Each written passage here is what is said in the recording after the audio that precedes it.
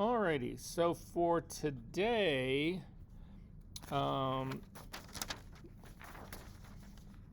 well, first off, let me ask you, how did the tonal retouching go? Not bad. You know, there's people who really love that stuff. It's like this sort of like mindless thing that you can sort of like escape from. Yeah, some people love that part. Other people, like, they come in here, and I think that they come in here with like a gun. They want to shoot either themselves or me or both, right? Murder, suicide. Yeah, so anyway, so um, you'll find in the end that, or at least what I find in my own retouching is that I do a whole series of techniques to do my kind of retouching. You just learned the most challenging one of them all, I believe. What we're going to get into today is the one that I use more than any, and it's probably what most of you will end up using more than any. So, how many people in here have actually ever really done frequency separation? I've heard of it, but I've seen it. Heard of it doesn't count. No, no, I'm happy you heard of it, but that. I know of it at least. Okay. Like, Okay, good. Chloe, what were you gonna say? John Castillo taught us a little bit. Oh, okay. Photo 3, but if you ask me how to do it, I would be like, Oh, okay, okay, good, good. So clearly something that doesn't belong in photo 3, but that's okay, nonetheless. No, that's all right. I'm not that. No judgment. So yeah, we're gonna learn it today. We're gonna learn it correctly. So what I typically end up doing is that for me, frequency separation does the real heavy lifting, and then tonal work does the sort of the finessing at the end of it all. That's typically how I work. So the 8 hours that you just spent, or the 10 hours, or whatever it was you spent on doing that, we can shave off considerable parts of that. I think, bless you, I think I talked about this in the very beginning, and it is something, so I'm going to bring it up if we haven't spoken about this in the very beginning, is if I had somebody come to me and say, I've got 10 images, it's all full length fashion, I've got $100, will you retouch that for me? I would say yes, but I would also never consider doing tonal retouch on that, right? Number one, it's full length fashion, you would never know. You can go in there and hammer the shit out with a clone stamp tool or healing brush tool or all of those tools, whatever. You can whack the shit out of all the skin. It doesn't really matter. It's all full length and it's fashion anyway. They shouldn't be looking at the face. So that's how I would approach that. And if I can say, sure, I would do it, and I figure, okay, it'll take me an hour, $100 for an hour. That's not a bad thing. Sure, yeah, I'll do it, right? So, but that's very different than, again, L'Oreal coming to me and saying, we've got this image of Sabrina Carpenter. She's going to be our new spokesperson, whatever, blah blah blah. We've done this whole massive photo shooting, whatever. We need you to retouch this, whatever. In that case, again, face of L'Oreal. She's gotten her mega $1 million exclusive contract with them, whatever. I want some of that money as well. So I'm going to say, yeah. And in that case, I would do that tonally, right? So those are sort of the two extremes.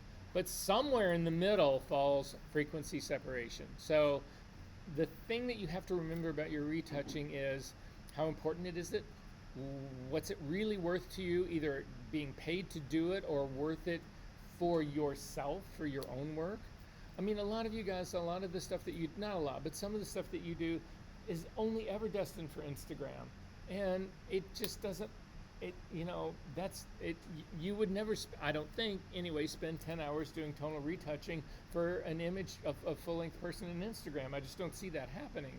If that is, then you really have gotten into this tonal retouching thing in a relatively sick way, and you may want to seek out help for that because you no. Does that make sense, what we're sort of like talking about here? So it's something that I really need you to consider in doing all of this work. How much effort the project itself really warrants, and that covers a whole huge scope of things. And so I just need you to keep that part in mind. But frequency separation, like I say, more often than not, will it allows us to use actually the clone stamp tool and the healing brush tool, patch tool, that kind of stuff, in a way that makes them really, in my opinion, workable, useful tools to actually use to do your retouching. And it still maintains the thing that I feel is most important, and that is that the integrity of your image. Your faces will not look plastic. Your buildings will not look artificial. Your grass will look fake again. Your recolorings, your wrinkling, smoothing, all of those kind of things, all the issues that are involved with that, whatever, become relatively simple, relatively quick things for you to be able to achieve. So that's, I do it deliberately this way because if I did the frequency separation first, I would never be able to get one of you to do a single hour of tonal retouching. So, but that being said, tonal retouching still has its place in a frequency separation workflow. It just it takes on a different importance, which we will actually look at. So that's kind of where we're going today. There's a couple of things to catch up that I want to do. So assignment 5.2, I told you should not do assignment 5.2. It's a picture of it's a face of a girl, and I ask you to knock it out 3 different methods. We are actually, but we hadn't gone over all the methods. So I want to do that today. We're going to do it here in class all together. So yet again, another one of your homework assignments that we're going to do in class. And if you turn it in, then you'll get an A on that assignment. I know, right? Kind of, right? Again, for me, I know you guys have a slightly different perspective of this. For me, the grade isn't anywhere near as important as having you understand and get the knowledge of what I'm trying to get across to you. That's far more important to me. So I'm fine with working this way. So at any rate, we're going to start with that part. I take it back. We're not going to start with that part. There's one other thing that I want to show you guys from last week. It was something that we had worked on last week, and it'll also give us a chance to go through what we did last week in terms of doing chokes and spreads and using history states.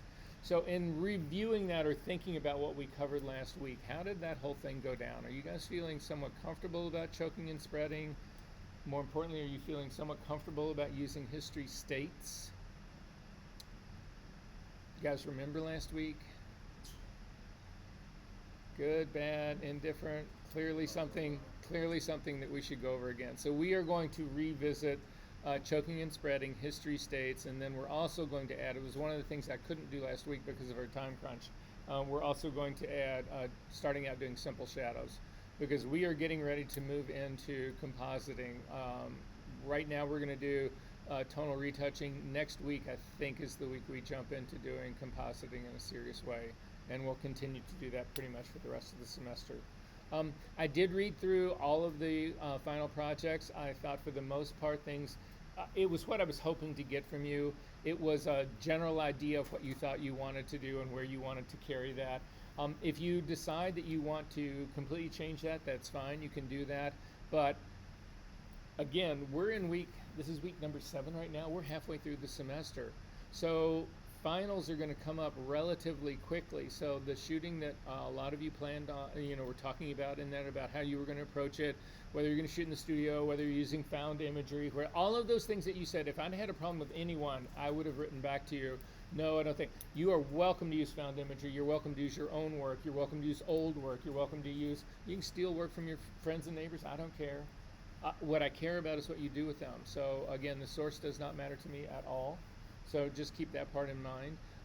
But especially for some of you who are thinking about doing a lot of compositing work, you need to really start planning out the next 7 weeks to make sure that you have time to get the source material shot. I mean, one of the worst things that you could do would be planning on having a really beautiful sunny day as you're out as a background for one of your composites, and then had this happen, right? So anyway, it's just keep thinking ahead as far as that part goes. Not next week, but I think it's like around week 10 or 11. You'll see it doesn't really matter right now, just sort of preparing you for this. In week either session 10 or 11, somewhere in that whatever, I'm going to ask you to start really bringing images in. In the very first round or 2 of that, it certainly doesn't have to be work that finished work. It can be just a continuation or an extension of a lot of the images that you showed me in the final project proposal that you had. I need you to have that kind of stuff to begin to talk about that. Hopefully you'll have let this sort of sit in your mind and percolate for next couple of weeks, whatever, to really let that idea develop a little bit better. And if you're having, at the beginning when we first start showing that kind of work, to get input from your classmates, to get input from me, to really sort of ask, if there's questions, we can sort of help how you planning on doing that, or did you think about this or that? Have that conversation, right? And then that will happen every single week until the very final class when we show work. So I'm just again trying to get everybody kind of ready that's kind of how the schedule is going to play out. Are we good on that part? Are there questions about any of this? Okay. Also, does anybody in this class know for certain that they're going to be shooting chroma key green screen? There was a couple of people mentioning it, but the only reason I'm asking that is that right now we are actually going to meet, one of our classes we meet in the photo studio, and I actually will go over how you shoot green screen. And I don't want to leave that too late in the game. If there's somebody who really needs that experience or that knowledge earlier in the game, I might be able, I need to look. I might be able to shift things around a little bit to front load that a little bit more so that you've got that experience under your belt before you actually start shooting. Are we good about all this stuff? Questions about any of this? All right, great. If you've got your tablet, plug it in now. And that should just be a given from now on. Every time you show up, if you turn on your computer, plug your tablet in. You will be able to work today without it, but you will regret that.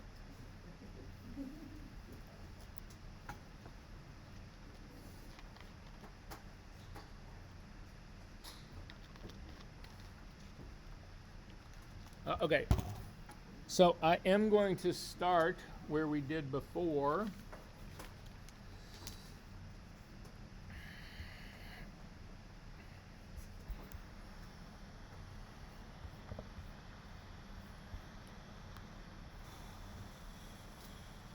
So I need everyone to go to, I'm pretty sure it's in our session 5 files, and go to your, so again, it would be your student files week number 5. Inside the assignment folder, there's a file up at the very, oh wait, I take that back, I'm already ahead of myself. Inside that very same folder, never mind, so it's still in session 5. In that folder, there's a file called Choke and Spread.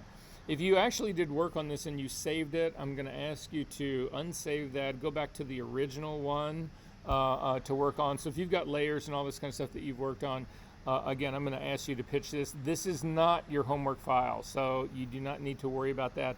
There is a single knockout selection that's in your channels palette. You do not need to get rid of any of that stuff. But basically, we've just got these two backgrounds.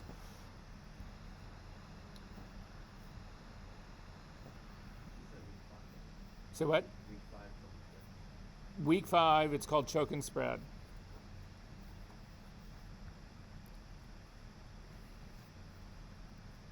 Are we good? Okay. So again, if you zoom in, this is going to sound very redundant to what we did last week, but that's okay. That was the point of this. So if we zoom into this girl's left shoulder area, you will see the problem, the issue that we've actually got. And again, we had this conversation last week. The reason this exists is that well here, do this. Hover over the layer mask for this. So hover just over the layer mask, hold down your shift key and click, and it'll actually hide it. And you can actually see, if you zoom in here, you can see the contrast line that I was actually talking about. If you see where the green actually meets the coat, there's a really dark line that runs along that. If you zoom in, what you'll actually see is there's not only a dark line, but there is a lighter line as well. So there's a light line that's running down here, and then there's a darker one underneath it. And all of that is the contrast that was applied in the input sharpening of this file. So when this file was actually developed as a raw file, it looks for edges and it runs a sharpening algorithm on those. If you want to turn that off, you can double click on the smart object to open it up. It'll bring us into Camera Raw, and I'll just show you where this is. So, by the way, what's this little triangle mean? This little triangle means that this was processed by an older version of Camera Raw. This is not the most recent version of Camera Raw. So I'm not sure it'll be in the same spot, but I think it is. If you click on the detail slider and open this up, you will actually see, up at the very top, sharpen, and it's actually set to a 25. This is input sharpening. All this is trying to do is undo some of the damage that occurred to your raw file when it was processed into an image that we can actually look at and see in Photoshop like this. The standard in this sharpening is 25, but that is completely dependent on the camera that you're using. So you will always see 25 on this for this input sharpening part. You can actually exaggerate it, or if you didn't want to turn it off, you just set this down to 0. There is no real reason to do this, to set this to 0, unless you intend on using a third-party software to do your input sharpening. The NIC software that's actually done by DxO is the one that most people use to do this kind of work. But let's say that you prefer the input sharpening in Capture One, or you prefer the input sharpening in DxO or a different processor. You wouldn't want to do a double hit, but you wouldn't be in Camera Raw anyway. So anyway, that's where you could actually take care of this. So I'm going to cancel out of this. You don't need to do any work in there, but that's what we're going after, is this line. So if you hover over the mask again, hold down your Shift key and click to get rid of that X, you'll see that line is exactly where we saw it was. This is what we need to try to get rid of. It is not a spill situation. You could change this, so you can go in and get rid of the spill on this. So again, to see what that looks like, make a duplicate of this layer, because we're going to go ahead and remove the spill on this as well. We need to, we cannot remove the spill on a smart object layer. So if you hover over the smart object, in the old days, if you were to hit the B key, you would not get a brush. You would get a symbol that looks like a circle with a slash through it, saying that you can't do this to this image. And the reason that was existing is that, again, a smart object is protected. You cannot paint on a protected smart object. But watch what happens. You don't need to do this. Just watch my screen. This is a brand new feature in Photoshop. Yet again, another feature. But if I click and actually paint a black line down, you will see it created a new layer for me that is completely transparent. And the paint that I just put down on here is sitting on that layer. Now, I personally think that you should get a warning dialog box asking you if you want this to be how it works. I personally think this is a really bad idea. But again, Photoshop, in their infinite wisdom, will only take something that is so incredibly simple and works and fuck it all up and make it so complicated nobody wants to deal with it. There's a bunch of sick, perverted little engineers that sit in a closed, dark room at Adobe with no windows, drinking endless things of Red Bull, watching porn, and writing code. So anyway, that's how I feel about them. All right, so anyway, I'm going to undo that. Instead, we are going to simply make a copy of this layer, Command J. Now again, the copy of this layer, we had talked about this before. We've made a copy of this. That smart object is just another reference for the smart object that's right underneath this. So if I go in and well, here, let's just try it. Double click on your smart object. Either one of them, it doesn't matter which one. And when this opens up, just click on the black and white slider guy and then say OK. So I'm just at the very top. I'm going to turn it into a black and white, and I'm going to say OK to that.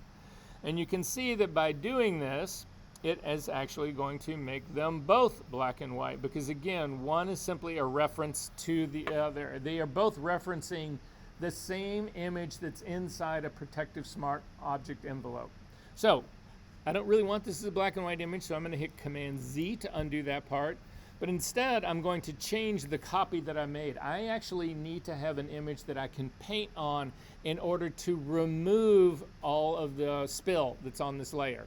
So that's what I'm going to do with this. To do that, you can't have a smart object. You need to rasterize that smart object. What rasterizing means is that we are going to go ahead and bake this file. So it's no longer going to be a smart object. I will no longer be able to open this layer in Camera Raw. The one that's underneath it is untouched. The one that's underneath it will still be a smart object. It will still have my raw data inside there. So if all hell breaks loose and I'm screwed, whatever, I've always got, this is like the Virgin down here. So it's like, it's going to be my safety one. So up on the one that's on the top, make sure that you click on the image content itself, not the layer mask. So the brackets are around this image, and then come up to the layer menu, down to smart objects, down to rasterize at the very bottom. That's one way you can do it. So again, everybody look up at my screen, layer, smart object, rasterize, or you can come up to the layer menu and come down to rasterize and then over to smart object. Either way, it does the exact same thing. Let go of that, and you'll notice that that little icon that always sits at the bottom right-hand corner of a smart object is now gone. And now if we decide to paint on this with my, here, I'm going to do a regular brush. And now when I paint on it, you can actually see it actually does paint on the image, which is a destructive move. But again, I've got my virgin copy sitting underneath and everybody is safe and sound. Are we good on this part? Questions about any of this? All right, good. So if you hold down your Option key and click on the mask of our top layer right now, you can see then in the area that is the lighter part, the whiter part of my mask is completely white, although I'm actually seeing a little content right here. This is what I refer to as contamination. I've never spotted this before, but as long as we're here, we can fix it. Again, I'm going to hit the B key to get a normal brush, the D key to default my foreground and background colors to black and white. Then I'm going to go up to my menu options at the very top for my brush. I'm going to click on the drop-down menu and make this a completely hard brush. Now again, the reason you want to do hard brushes in this kind of work is that whenever we even get even remotely close to the edge of where the black part of my mask meets the white part of my mask, I need to worry about overspray. I need to worry about a very soft brush spilling contamination out into, in this case, it would be out into the dark area. I don't want to do that. So when I know that I have a completely hard brush, it knows that everything that happens within this circle is where it's going to actually lay down ink for me. So I'm going to make my brush a little bit smaller. First, I'm going to click up near the word Adobe to get rid of my flyout menu. Then I'm going to use the bracket keys to make my brush a little bit smaller, and I'm simply going to take care of that problem while I'm at it. So I just got rid of that guy. So you can see that right now there's dominance of white here. There's a few shades of gray that go from a very light gray to a middle gray to a darker gray and then to black pretty quickly.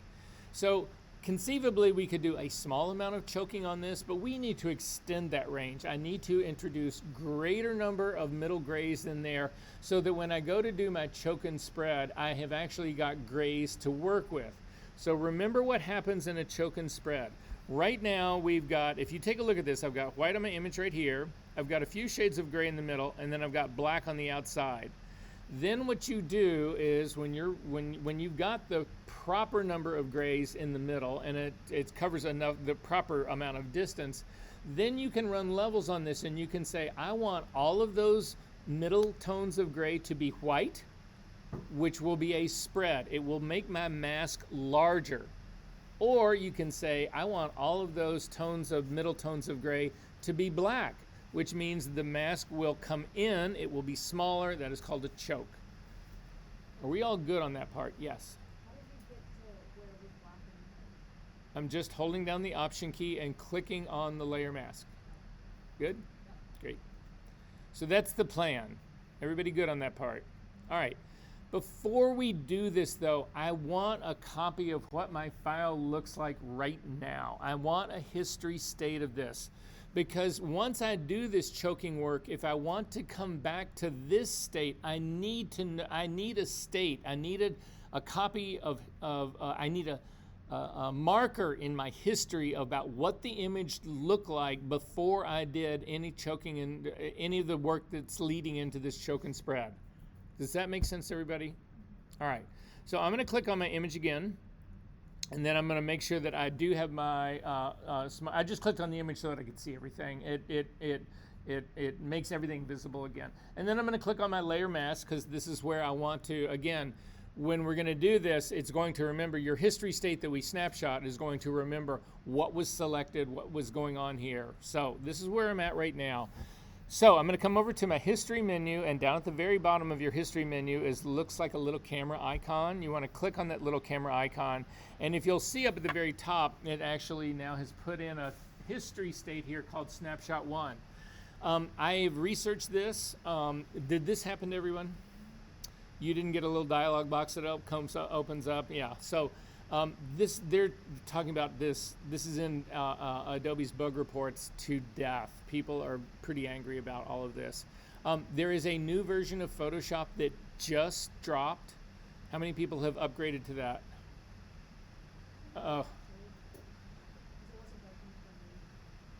What wasn't working for you? Well, I was trying to import from Lightroom Classic to Oh, did it work when you updated it? Oh, well then that's encouraging. Anyway, my suggestion is that if you want all the latest features, I would hold on for a month or two. Right now, Malia's a beta tester. And when it all goes wrong, she can send a report to Adobe saying, well, yeah, you caused me to lose my entire library catalog, and I have 4 years of work just went down the drain. Thank you very much. I'm going to sue you. Yeah. The rest of you will be fine. Again, hold off. My suggestion would be never do this during a semester. Wait until the holiday break to actually do that. And then when it all fucks up, you've got 6 weeks to fix it. We good? All right, anyway. Okay, so this shouldn't be this way. If you click on the little menu item to the right of the history tab and get a flyout, you will get your history options. And again, I think all of you by now have all of this set up correctly, but it's this show new snapshot dialog by default. That never happened. So this is the problem area that we actually have. So I'm going to cancel out of here. I'm going to double click on this name because I need to know what it is. So, but watch what happens. So far right now, take a look at your history palette. You've got an open state, a disable layer mask state, an enable layer mask state. This is what I've got. A layer via copy and a rasterized smart object. That's what we've done in here right now. When I double click on this name to redo it, you will notice that all of that history just got grayed out. So I can still rename this thing. So I'm going to call this pre-choke because that's what it is. It's a history state. What did your image look like before you did the choke and spread? So I'm going to call it pre-choke.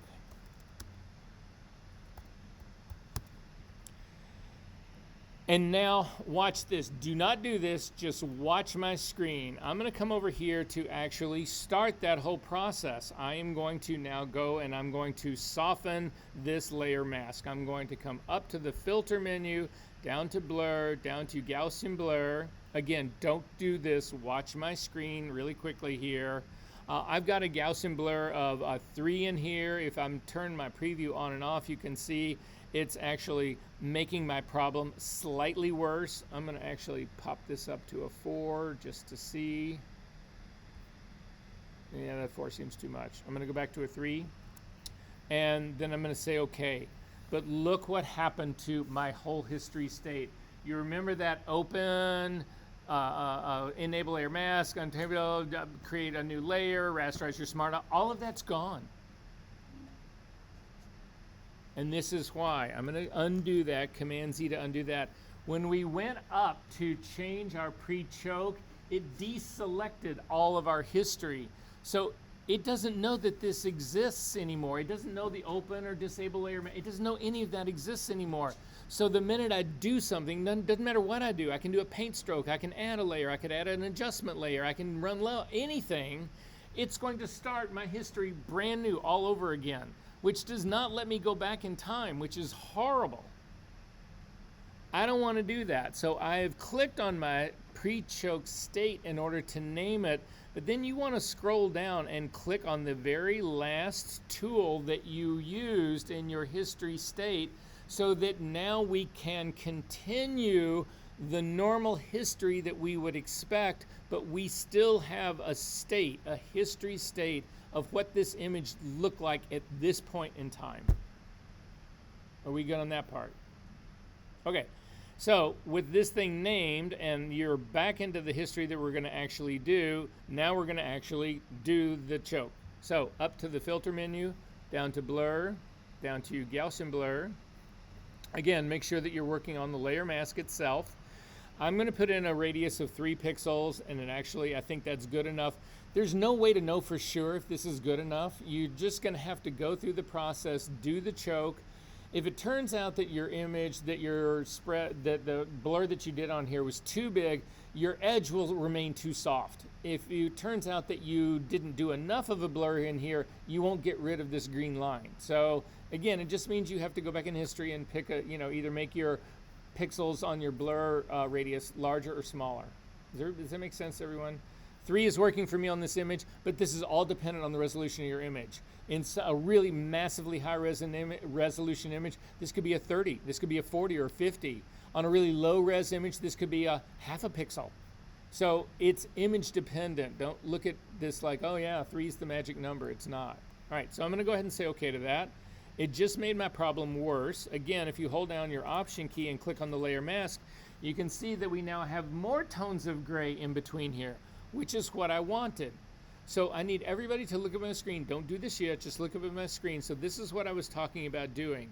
If we go back and forth between the two, I'm gonna go back. This is what my image edge looked like. When I did the blur, this is what happened. I introduced more tones of gray between the black and the white. The black and the white are still black and white, but the area that separates them, I just expanded that with more tones of gray.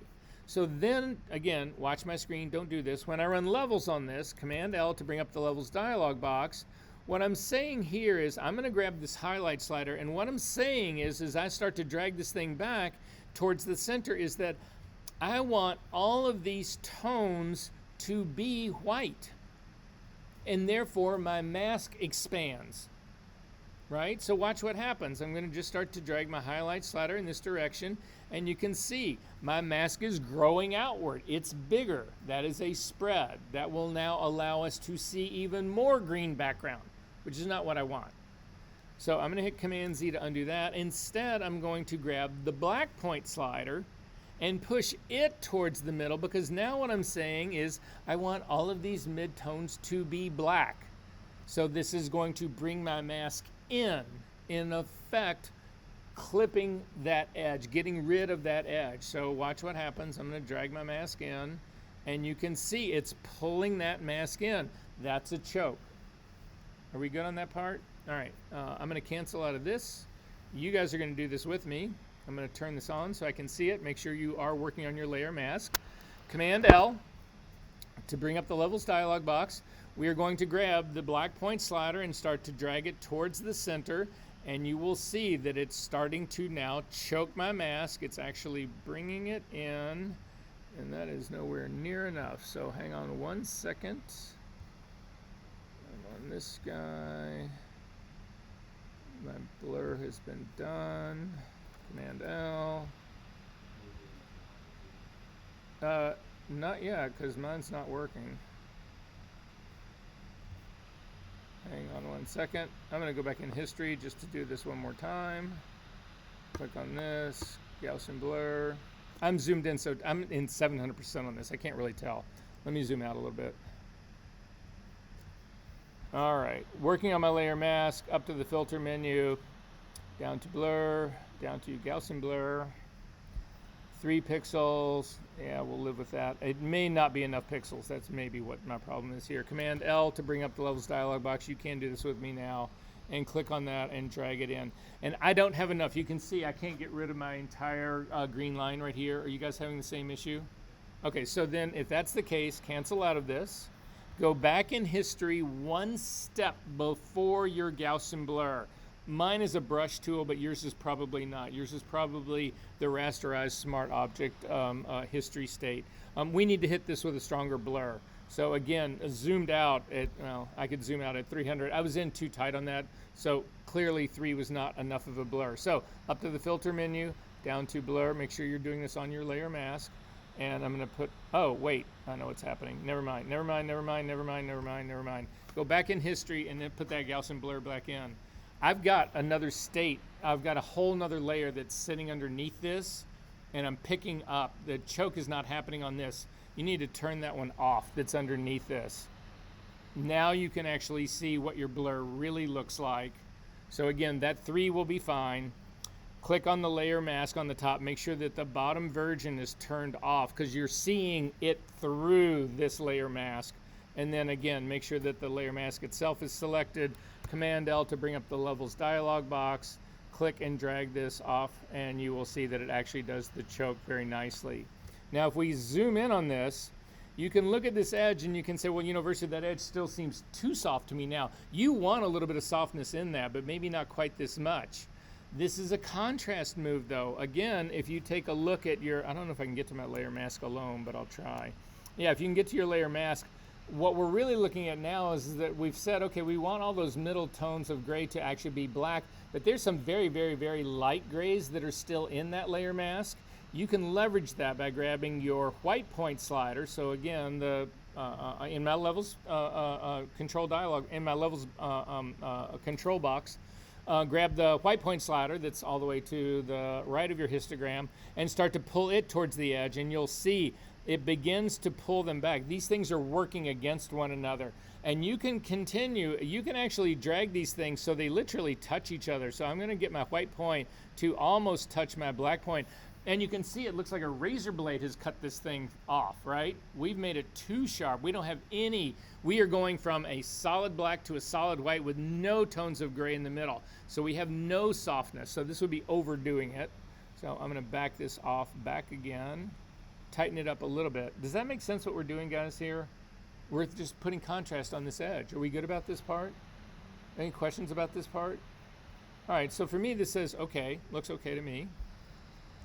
So this has now actually been choked, but the problem that I have with this, if you double click on the hand and zoom out, we can actually take a look up at the hair. I know for certain that this choked her hair, and I don't want to choke her hair. I do want to choke that area that's around the whole body. I'm going to take a look at some other parts. But we can figure out what we want choked and what we don't want choked right now.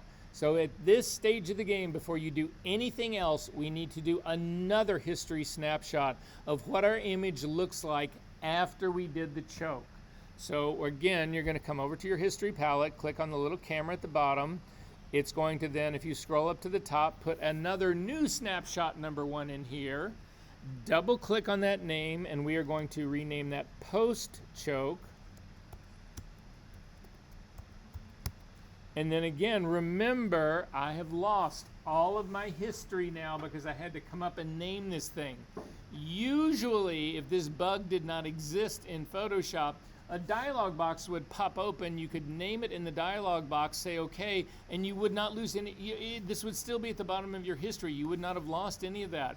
But now this is forcing us to go up, select the state in order to name it, and then you still have to come down to the bottom and select the levels that we ran at the very bottom of that, so that we do not lose our history that we've actually gone through, so we don't lose those individual steps.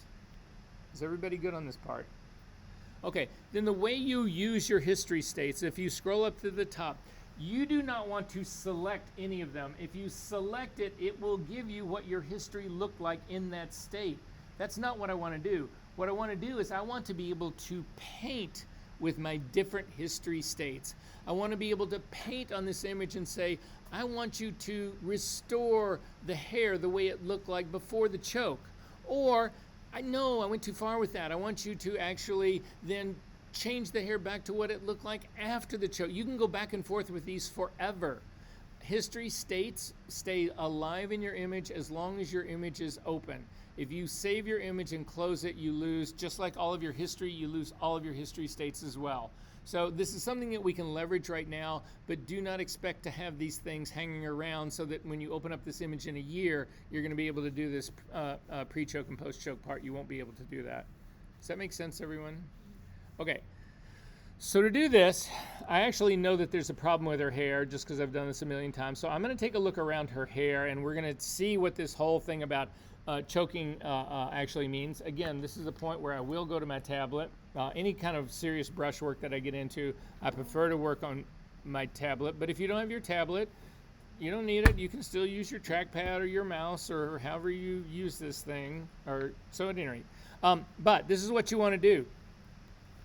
You do not select any of these states. What you do is you put this icon of the history brush next to the history state that you want to work with. So right now, I want to paint back the hair as it existed before I did the choke. So if I click on the little square that is to the right of the icon, again, do not select the state. That will not help you. It will not put the history brush where it belongs, and you will lose all of your history that we've been working on. So do not select the state. Simply click on the little square that is all the way to the left of the state, and you will see that moves your history brush now to say, okay, I want you to now be able to paint with what my history was when this was made. And when this was made, the hair had not been choked. Correct? Okay, to get to the history brush, it's actually right underneath the clone stamp tool. It looks like a brush with a little circle going back. If you click, you'll get a flyout menu. You can see there's a history brush and an art history brush. Don't use the art history brush. We're just going to use the regular history brush. When you do that, you've got options that are up at the top. It is a regular brush. You can actually make it a soft brush or a hard brush. In this case, if we do, it's not really going to matter because the state itself is controlling what gets changed. So if you wanted a place where you were transitioning from history, like a pre-choke state, and you wanted it to slowly blend out into a post-choke state, you could use a soft brush and try to paint along that line. Most people don't ever bother with any of this. So at any rate, I'm going to leave this as a normal brush mode, opacity at 100% and flow at 100%. And then I'm simply going to come down this area. I'm also going to hit the side of her face because this side of her face has been choked as well. Now, we may get that green line back on the side of her face. If we do, I'm not going to keep it, but we'll find out right now. So I'm simply going to paint on the side of her face. And if I zoom in, you can actually see I did bring back that line, so I'm going to hit Command Z to undo that. And instead of painting this back on her face, I'm simply going to go for her hair. So if we come up to her hair, you can see as I start to put this back in, I'm reintroducing quite a bit of spill, but because the hair is so fine, I don't really have that contrast line on it. So I need to have, or I want to have the full hair, and you can see as I start to come back in all of this, I don't get that really super hard line on here, but I do get the finish of all their hair. So all those fine little hairs got kicked away. So again, I'm going to continue to work my way down so that I bring all of that part back.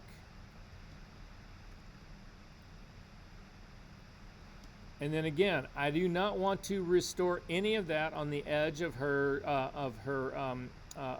coat. Right now, all I'm doing is holding down my space bar to get the hand to be able to move around. One of the places where you can run into trouble are things like really solid edges, like the top edge of the glove.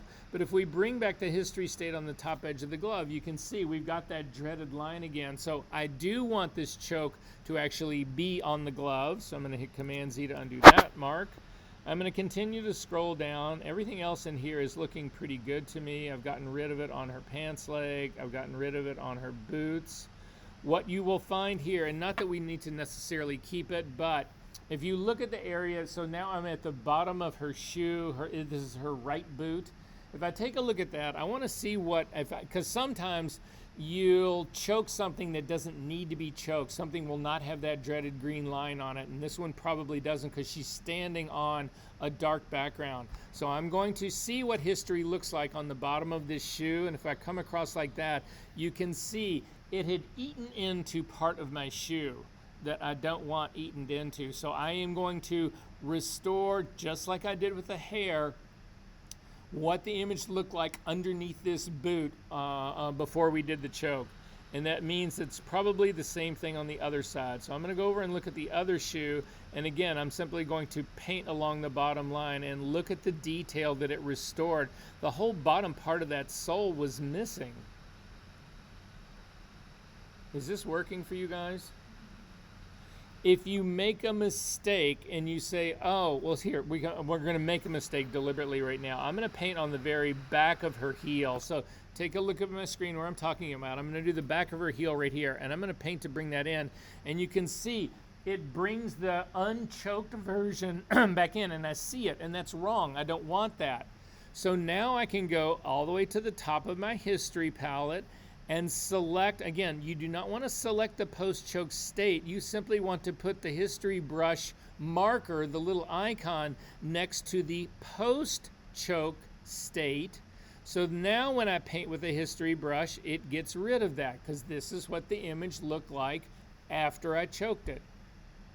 Then I'm going to go back to my pre-choke state as my source, because there's an area on the very top of her boot right here. You can see the detail is just missing. So I'm going to paint across the top of that to restore the boot. Now I have spill in here, there's no question about it, but it had eaten the detail away. So fuck the spill, I can fix that, but if the boot is missing, I'm in trouble. Does this make sense? All right, I'm going to continue up around the rest to look at it to see if I see any obvious glares. A lot of times it'll go after things like zippers. You can take a look at the boot on the back. It could be a zipper, it could be a lace. And I'm going to bring this back, and you can see all of this needed to be choked. So I'm just going to hit Command Z to undo that. And continue to work my way up like this. Again, I'm going to stay away from the glove. There's some spill on the glove that I needed to fix, and then the rest of this, we're actually good to go. So now I feel good about the choking part on the body. That part's actually good. What I don't feel good about is I've got a lot of spill in this image right now. So to fix the spill, we are going to start with her hair. So I'm going to start up by her bangs on the, or not her bangs, but the hair up near her eye on the left side of the feature right there. To work on this, it's destructive. So that's why we had to rasterize this layer. That's why we don't have we've got a virgin copy of this that we're not gonna mess with. But on this one, I can screw it up as much as I want, because if I go too far or something isn't working, whatever, I can always go back and create another layer, and I'm good to go. I'm never in a situation where I cannot get back to the image that I was given to actually work on. Make sense? All right. So I'm going to work on this area up here. Make sure that you select now on the pixel content. So I'm on my layer 2, the pixel content. I'm going to hit the B key to get a brush. In this case, you do want a soft brush. I'm going to grab it and drag it all the way down to make it a completely soft brush. But in this case, we are not going to use a normal brush. To see what a normal brush would do is this. I'm going to hover over her hair. I'm going to leave it as the wrong way first. I'm going to hover over her hair with this brush. I'm going to do something that's kind of on the top, not the really darker hair that's sort of in the recess right by her forehead, but something that's up on the top that's got a little bit of that brown in it. I'm going to hold down my Option key, and you will see that it changes to a temporary color picker. And if you click on that, you get a heads-up display, and the heads-up display is showing you a circle. The bottom half of the circle from 3 o'clock to 9 o'clock is your old foreground color. The area that's going from 9 o'clock to 3 o'clock on the top part is the new sample. You can actually move this around and get a live feedback from the color that you're really trying to pick. And so for me, I'm looking for kind of a darkish brown. I'm going to leave mine at this part, and then simply let go of your Option key. And you will notice now that your foreground color is that color that you picked based on your image, which is great. This is what I'm going to start to work with. So then you need to work doing this. You do not want to change the color of anything that does not need to be fixed. So there's a huge amount of hair in here that you don't want to change the color of, because if you change the color of it, it will then become obvious that that is what you're doing. However, if we paint, I'm going to actually do this on her face first. I'm going to take this color and act like I've got spill all over her face. I'm going to just start painting across her face, and you can see it obliterates everything. There's no removing spill here. I just painted a big old hunk of brown all over her face. That's not what we want to do. Hit Command Z to undo that.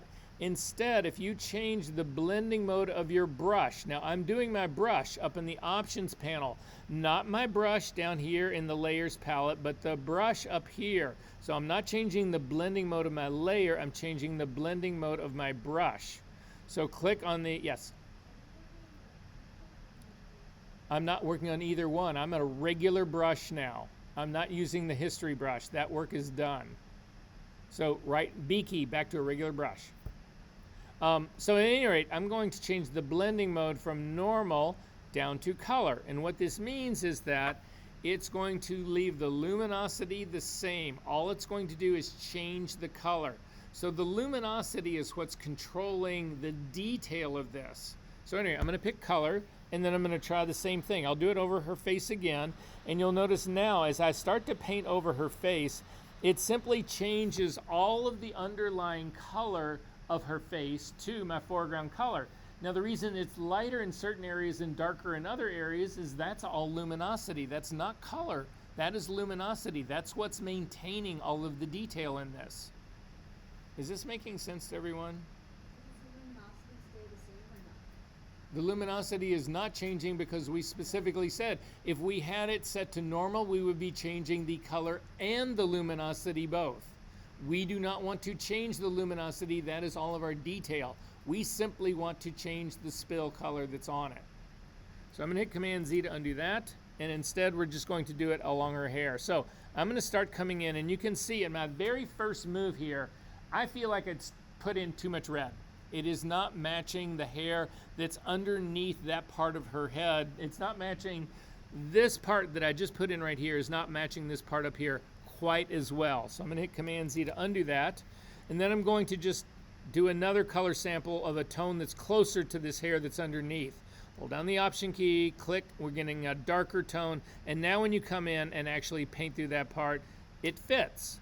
So I'm going to continue to work my way up, but now that I've gotten to this far, I've now come on to the top of her head, which is being hit by overhead light. It's not in this shadow area anymore. This is a completely different color for my spill. So I'm going to hold down my Option key, resample a color out here to take care of all of this spill. It's a really important thing, even if you don't need to, because like right now I don't need to change the color to remove this spill, but you are looking to do that deliberately because hair is not made up of one single color. It's all over the place, and so you need to generate that randomness in here in order for your retouching to look believable. So I'm going to hold down my space bar to temporarily get the hand so I can move down. I'm going to hover over this area up here, hold down my Option key, sample a new color, paint along the line. Again, do not paint in on her hair where it does not need to be fixed, because you will change, you will do more damage than you want to do. But I'm going to continue only to work along. By the time I get to her, the split in her part, she clearly colors her hair, and so the spill that's sitting right in the middle of that part would not be this warmer red or the warmer red that's on the other side. It would be this more dull brown instead, so that's what I'm going to put into here. And then by the time I get back over to this other side of her head, I'm getting back into color again. So I'm going to resample there to add more color, and I'm going to work my way down. I'm going to resample again to throw in a little bit of red in there. I'm going to resample again to throw in a little bit of blonde in there. Again, if all of a sudden your color looks like really weird, everybody look at my screen here really quick. I'm going to deliberately make a mistake right here. You can see that red color does not belong down here. You could spot that a million miles away. If you realize this after the fact, it's no big deal, because again, all I need to do is pick the right color to paint over that. So I'm going to sample something up here, and then I'm just going to go over this thing again, and I'm fine. You can go over your coloring, your recoloring over and over and over again. All you're doing is changing the color. The luminosity underneath remains unchanged. So if you feel like you've made a mistake, don't sweat that one too much. The other option that you've got here is that if you get into an area, well, I'm going to wait till we get down to by her shoulder, an area that I think is a little bit tricky, and I'm going to show you how I would deal with that. So I'm going to go back up. I'm almost finished. I'm in the area that's sort of like straight directly to the right of her ear. That's kind of where I am, and I'm going to resample a color to bring out this part. But then I start to get down in this area where I'm transitioning to a darker color. So if you paint across this really quickly, yeah, that part works there. But when I come down here to the lower part, again, this is where I get into that weird coloring. It's not really working that well for me. I'm going to hit Command Z to undo that. Instead, you can drop the flow of this image. So when you drop the flow, what you end up doing is you get a situation where you can use your stylus and your trackpad in your tablet to scrub this in slowly. So watch what happens. When you're dealing with flow, I can give the best piece of advice I can give you is this. Everybody starts with a flow that's way too high. Nobody I know has ever worked with a flow that's probably above 40%. In most cases, you are down in the single digits. I'm going to say that might be a little too less for us. I'm going to say grab your flow down to like a 15%. So I'm just going to drag my slider down to 15%. I've still got that red color in here, but now when I come down to deal with this area that's underneath, I can just start scrubbing in, and you can see that thing hit completely. It's still way too quick. That 15-16% flow is too strong.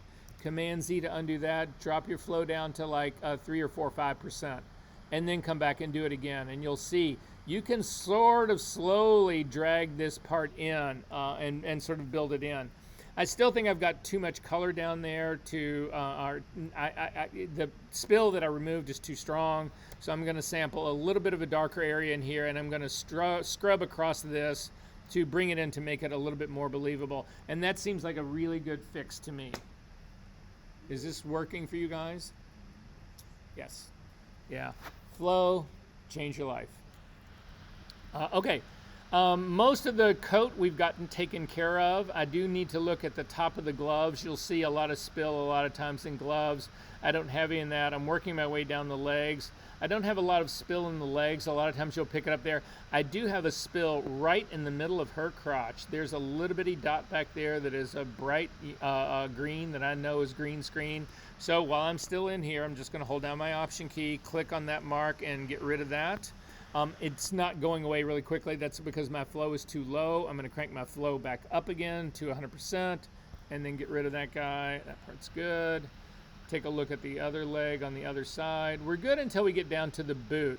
And down at the boot, again, because it's shiny leather, you're getting spill coming from that green background. So I'm going to leave it at 100% flow, 100% opacity. I'm going to sample the color of the boot right next to it, and I'm going to get rid of that spill. I'm going to come all the way down. You don't need to resample the boot leather color because it's really incredibly consistent. So make sure you get it on top of the boot as well. There's a little bit on the other side. I'm going to continue to go up. The other side is pretty good and clean. There's a little bit right there on her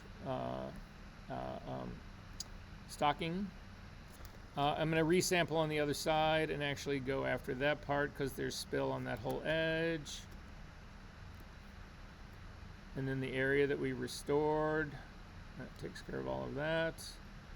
There's nothing on the back side. There's a little bit on the back side here. Again, you're always working from the outside in so that you only are correcting the least amount of thing that you can possibly correct. Everybody else looks pretty good. There's spill on the very top of the glove on the other side of her hand. So it's the same color as the boot. It doesn't really matter what you ultimately go in there and bring that part out. And I'm going to check the other side, and lo and behold, we are now done. I know. However, when you look at this, isn't the girl just floating in space? Yeah, nobody believes this composite, right? So this is going to be the very first introduction into shadows, and I will tell you this. Shadows are the bane of anybody who does compositing. It's the bane of your existence. It is the thing that will be the most frustrating for you. It's the thing that will drive you mad. That's all. I'm just telling you my own experience. So there's a couple of things to think about. This isn't going to be compositing today, but a couple of things to think about in doing compositing. Number one, shadows are what do ground people. But the other thing too is you will not see this on the video. Hopefully you'll hear part of it, but I need everybody to look at me over here. So this is just one of the best things I can do. And I'm planting the seed now because it's something that you always want to look for opportunities to do this with. So I have got this whiteboard that's right here. And so you shot a picture of this room like this, and then you want to composite me into it. And so then you composite me into it, and here I am. And how do you really integrate the two together? And the problem that you have in a typical composite, this is how everybody does their first composites, is they have a background and simply slap somebody on the foreground, maybe a little shadow work under it, and call it a day. That can be kind of convincing. You can do a lot of things to make this really convincing. It can be kind of convincing, but in my sense, it's not as convincing as a trick that you can use. And so this is what I want to show to you right now. So what would happen instead of me being here, just laying on top of this background, what would happen if it was like this? It would just be a more believable composite. Of course it would. Because now I've got my background, I've got me in it, but then I've got background element that's actually on top of me. This thing with my hand back here like this makes this. I'm interacting with an element of this. The most important thing is the overlap. So a lot of times in things like this, I'll actually take leaves and put them up on the tops of her shoes, or leaves on the side of her shoes so that they're brushing up on the edges. It doesn't need to be a lot, it just needs to be a little bit. Those small little things will trick everyone into believing that this is real. But that's going to be for a class in a couple of weeks. Right now, I do want to show you how to do shadows, though, because, again, that would be a part of this. And so that's where we're going to go from right now. So, anybody in here a really good illustrator? I know that's why we're all photographers, right? We can't draw worth shit or paint worth shit. If you're really good at this, you can hand do it. There's a lot of people I know who can go in and hand paint these things, and they look remarkable. I'm not one of those people. So I'm going to show you the more mechanical method of doing it that actually works extremely well. Are we good on this part? Okay. So shadows, where do you put them? Where do they fall? Shadows never fall on top of the thing that's casting them. So I need to put shadows underneath her shoes. I do not want to add a shadow layer on top of my figure layer, because then when I put the shadow on, it will be on top of her shoes. You can't have a shadow that's on top of the thing that's creating the shadow. Does that make sense, everyone? Did I lose anybody on that one? Okay, so all of your shadows go on top of your background but underneath your figure. So you should put them in your layer stack that way. So to do this, I'm going to click on the virgin copy that's underneath it. I don't want to turn it on. I'm not going to make it active. I just need to put a blank layer on top of it and name it shadow. So with this, yes? Is it under the background before? It's not under the background. It's on top of the background under the figure. So here, everybody. Stand up if you can't see this. You'll be able to see it. I'm just going to do something right here in 1 second. Again, you won't see this on the video, but you'll hear it.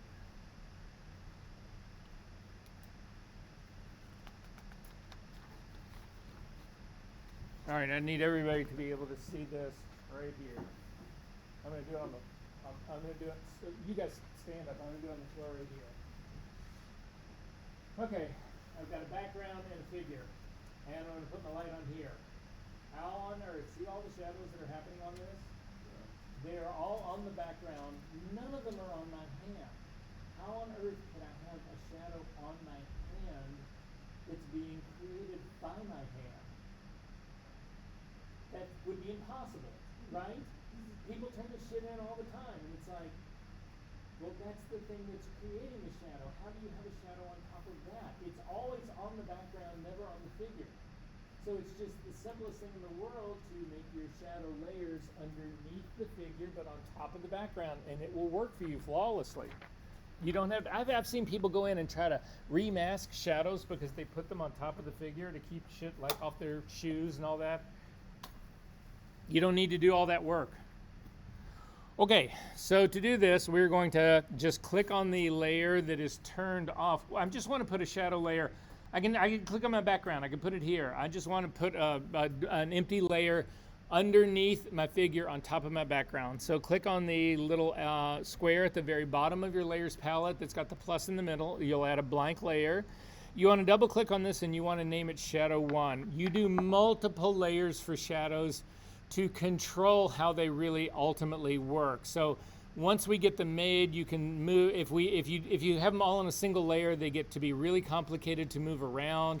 If you have them on multiple layers, you can move things independently of one another. You can edit things again. You can use opacity to reduce the intensity. All of those things you want to keep separate. So we do multiple layers of shadows. So this is going to be my first layer. I'm going to call it Shadow 1. And say OK to that. Then we're going to go to the gradient tool. So you hit the G key to get to the gradient tool. If you can't remember that, it's the one almost directly in the very middle of your toolbar on the left-hand side. It's conceivable, the gradient shows up by default. It's conceivable if you click on this, you'll get a flyout menu that somebody has actually selected the paint bucket.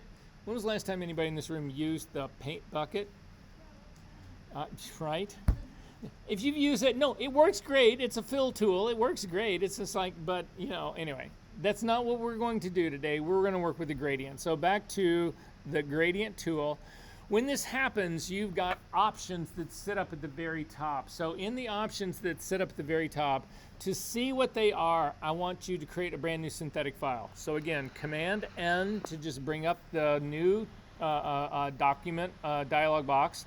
I'm going to click on my drop-down menu and go to inches. I'm going to then do it 10 inches wide by 8 inches tall, 300 pixels per inch, 8-bit, and I'm going to use my working RGB, WRGB as my image, and I'm going to say OK to this. So to see how the gradient tool works, we want to go through a few options. I just want to make sure everybody understands these so that we can actually get the correct ones. So hit your D key to begin with to default your foreground and background colors to black and white. If you want to flip them, you can hit the X key, but anyway, just hit the D key because I want to work with black and white as my foreground and background colors. Then up at the options bar up at the very top, in the first part, there's a drop-down menu. You can either do gradients or classic gradients. Gradients, not the classic one, but the regular one, is a new version of gradients that gives you the ability to re-edit your gradients over and over and over again after you've pulled them. It's a great tool. It's not the one we're going to start with right now. I'm going to start you guys on training wheels, and then we will go to the full-blown speedy bike later on. So I'm going to ask you to start with classic gradient to begin with. Once you do that, if you come over to the icon that's right next to it, this is a preview of the type of gradient you want to pull or that you want to use. If you click on this drop-down menu, let me get both of these out of my way just a little bit. If you click on this drop-down menu, you will get a fly-out menu of pre-canned gradients.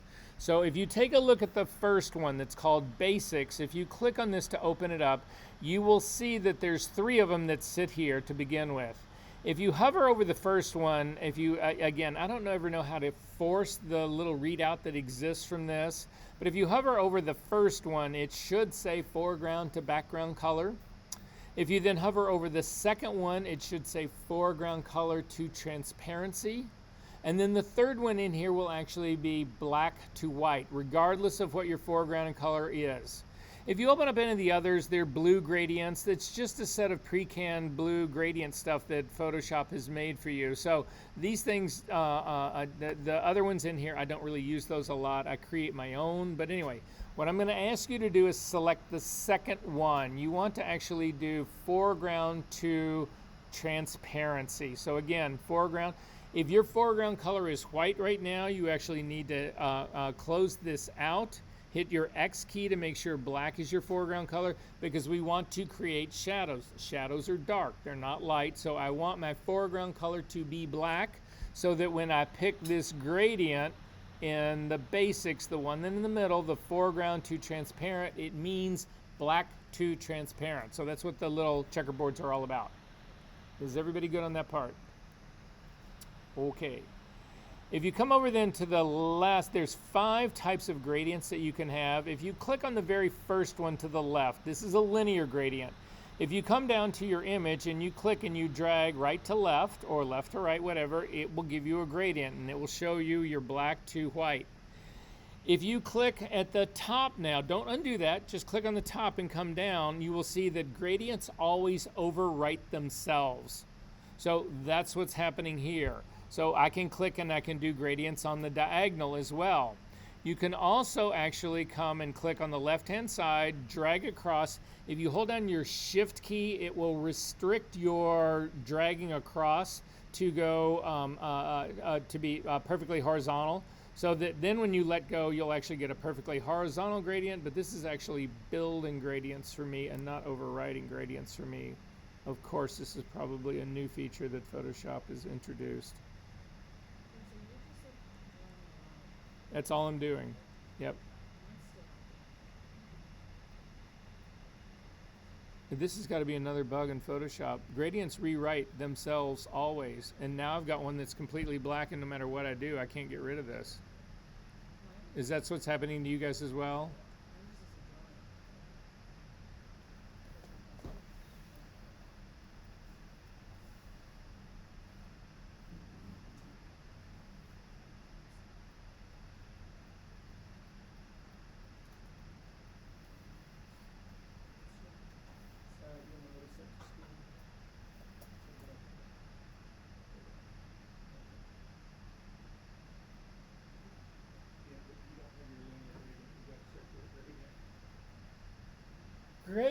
Another bug in photo. You know, we're going to end up going back to. I'm going to send you guys an email about this. We may be going back one version of Photoshop just to get our work done, so that and give them time to fix all of this, because this is maddening. This is just not how this whole thing is supposed to work. So I need to refill this thing with white just to begin with. So to do that, because I need to show you guys what all of these gradients look like. To do that, again, white is my background color right now. So hold down the Command key and hit delete, and it will just fill with your background color, which is white. So I'm not undoing anything. I don't want to go back through all of those steps. But anyway, that's what a linear gradient does. If you click on the next of the little icons at the top over, you get what's called a circular gradient. And again, I'm still doing my foreground color of black to transparency. Simply click and drag out, and you will get a circle that goes from a black in the very center out to, it fades all the way out to transparency. Did that work for everyone? All right, Command Z to undo that. If we go to the next one over, again, if you hover over these things, they will give you a little descriptions of what they're supposed to be. This thing is supposed to be looking down on a cone. So this is what it looks like. So you get a sort of this sense of shadow on the space. Command Z to undo that. The next one down is a reflected gradient. So drag from top to bottom. It's easier to see. And going from top to bottom, what ends up happening is, I'm going to hit Command Z to undo that, make sure that that reflector is on. Let's start more in the middle and drag down. Yeah, that'll give it to you. So in the middle, dragging down, what you end up doing is that you get transparency that goes to the foreground color back to transparency again. So that's why they call this a reflected gradient. Command Z to undo that. And then finally, the last one, the only way I ever click in the middle and drag out.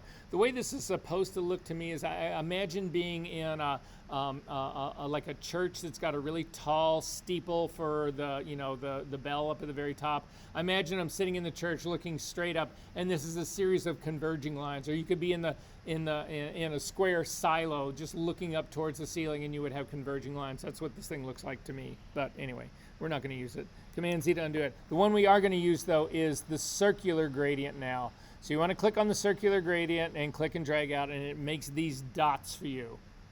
Everybody good on this part? All right, you can throw this thing away, and we are going to use this to build our shadows. So I'm going to zoom in. We're going to start with her. I'm going to start with her right foot. And you can see it's just floating in space. This should not be, it would not be this way. So watch how I do this first, and then we're going to get through this. We need another maybe 10 minutes or so on this, and we'll take a quick break. So anyway, watch my screen before you do this. So the way this works is this.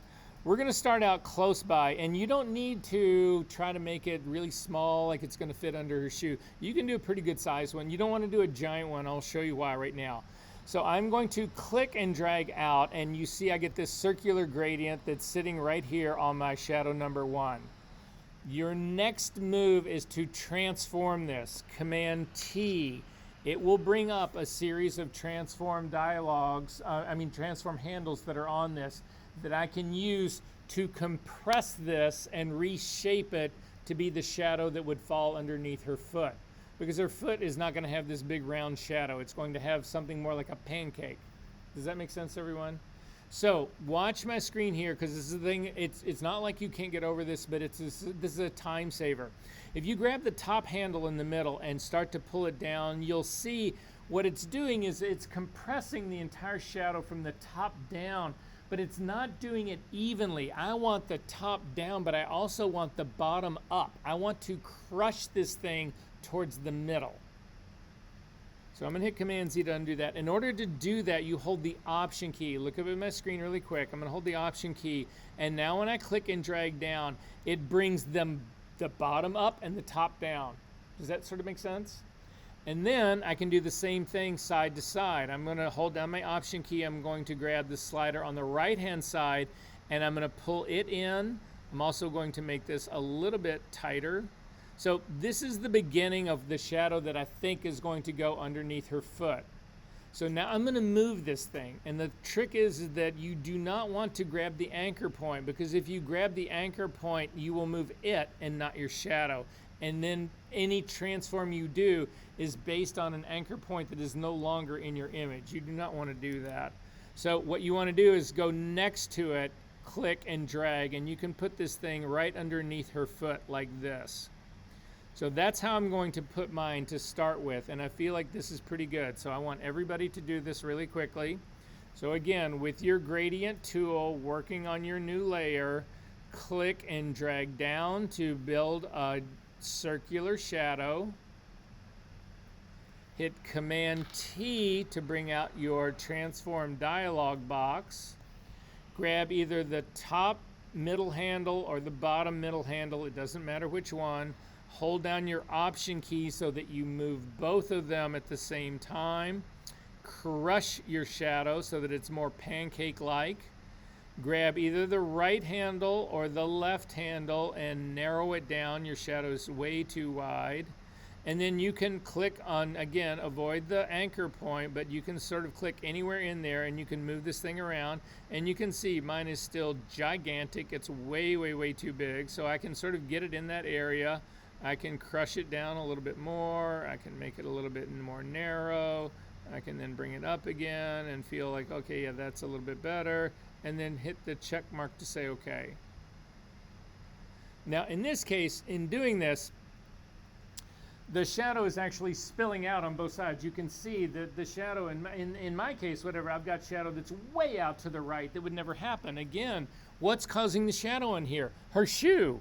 How in the fuck is her shoe casting a shadow on light that's coming from the cloudy sky above, straight down? How on earth, let me turn off the, I'm going to turn off my background so you can see it. How on earth could I have this shadow part, and also give, how on earth could I have this shadow part of it? What would be casting that shadow? Nothing would be casting that shadow. So I need to get rid of this part. Does this make sense, everyone? All right, so I'm going to turn this guy back on. I've gone ahead and accepted my transform. Now you need to hit the E key. The E key stands for your eraser. So go ahead and hit the E key. It'll bring up the eraser tool. Up at the very top, you can check to see your settings. You want to actually have this as a brush. You can leave this 50% opacity on, that's fine. I'm gonna grab the flow though, and I'm gonna drag the flow down. I'm gonna bring it down to like mine's at a 9% right now. I'll see if it's working or not. Click and make sure that you do have a completely soft brush on this. Again, shadows fade out to softness, and then simply come down. Again, we're working on our shadow layer to the shadow area that's right here that I want to get rid of. I'm going to make my brush a little bit taller and just start scrubbing back and forth, and it will take time to actually erase that shadow. Oh, yeah, I'm sorry. So that you can see the whole thing? Yeah. How's that? All right, so again, I'm just working here to actually erase this part.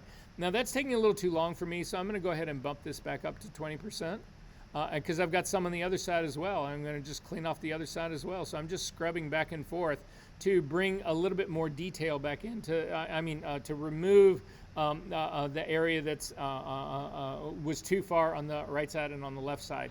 And you can actually see right now that if I turn my shadow on and off, this goes from being grounded to, ungrounded to being grounded. I've also got some anomaly that's sitting right here that who knows where that came from. But yes? How come my thumbnail of the shadow like shrunk down to the actual like shadow size?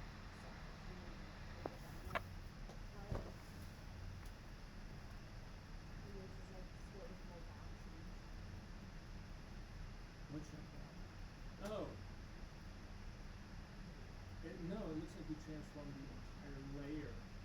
Let's try this again. Now go back in time. So come back up to where you did draw your classic gradient. Now hit Command T. And now hold down the Option key. Click the top handle and hit down. And then also take the right handle and bring it in. We're just trying to get a shape with the audio to do there. Yeah. Good. And then you can click right in here and bring it down and up underneath it. And you can still refine this if you need to, and if you're not, if you're okay with that, click the check mark.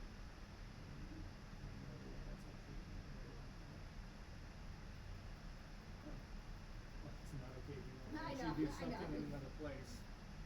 Yeah, I think this has got to be the buggiest version of Photoshop I have seen released since like in 25 years.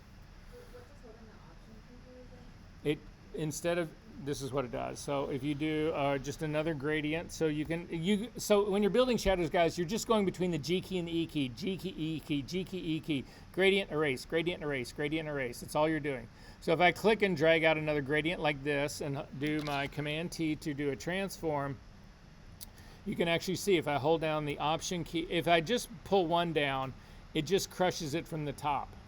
Okay, so Option brings the top down but the bottom up at the same time, or the left side in and the right side in at the same time. Yes. Yes, you are totally on it. So far, I've really supposedly only made one shadow, just the one under her right foot. Yes. Oh, I've got many shadows right now because I've been demoing this to you guys. I'm going to go back in history till I get back to my very first one, which was perfect in the beginning, and I didn't have all of these other guys on here. So before I erased anything. So it was this draw classic. I did my free transform. This is where I really should be, is this right here. And then again, E key to get the eraser tool to just sort of clean this up.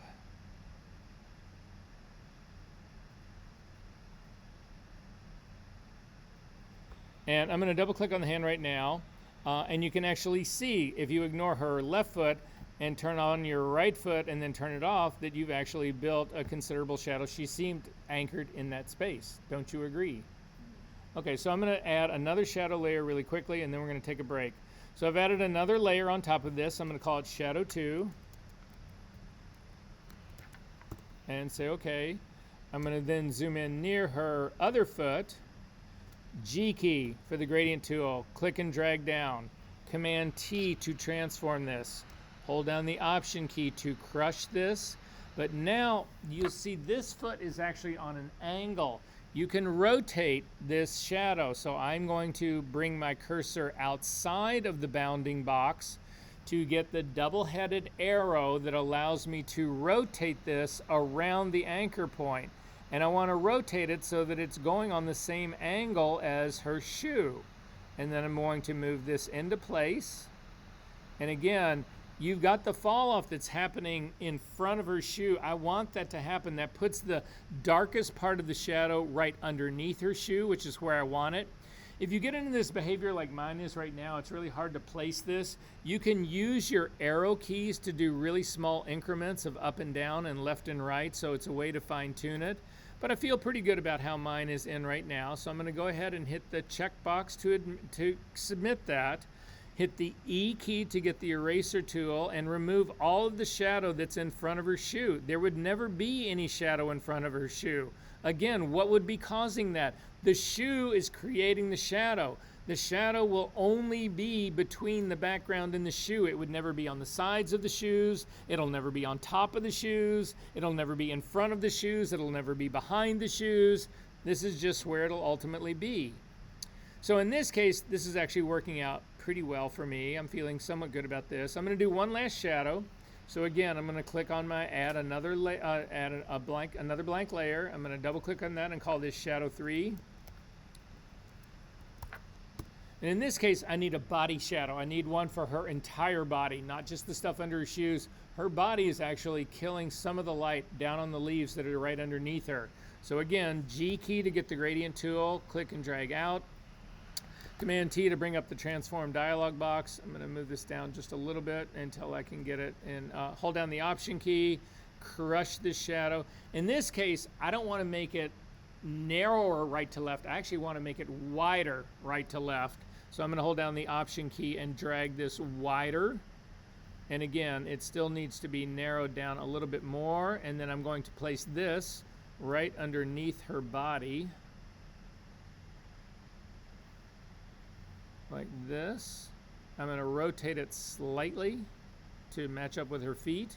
This feels pretty good to me right now, so I'm going to go ahead and hit the check mark to submit that part. I'm going to hit the E key immediately to get my eraser tool, make it a little bit larger, and I'm going to erase all the edges again. This would never, there's nothing on the sides that would ever come about from this. It's only underneath her. It's only directly underneath her. And so this is in the right place, but it's far too strong. So to fix this, you go to your opacity slider for this shadow number 3, and you grab the opacity slider and you start to pull it back, and you come pretty far back with this. So in my case, I'm looking probably around a 40, maybe 50%. I'm going to double click on my hand to zoom out, and then I'm going to turn that guy on and off. Yeah, that center shadow is still too strong. So I'm going to drop the opacity down even more, down to like a 20%. Turn this on and off. Yeah, that feels a little bit better. The shadow that's under her left foot is too strong. So that's my shadow number 2. I'm going to select my number 2, and I'm also going to drop its opacity way back because it doesn't need to be anywhere near that strong. And I'm probably going to drop the opacity on my number 1 shadow a little bit as well, because it still seems it's too dark underneath there. So I'm going to pull that back a little bit. So this is now the grouping, and again, this is a very fast version of this. We would take time to refine this. Shadows are made up of multiple densities, so we've only put a single shadow under both feet. All of them are going to get another 2 or 3 shadows once we get deep into shadows, but that's not what today is really all about. Questions about any of this? So finally, we can do another snapshot of this. So I'm going to come over and do another history snapshot. Snapshots are great to do befores and afters. I'm going to go up to the very top. So I'm going to leave this just called snapshot number 1. But you'll notice at the very top, you've got this thing called choke and spread. This is what your image looked like when you opened it.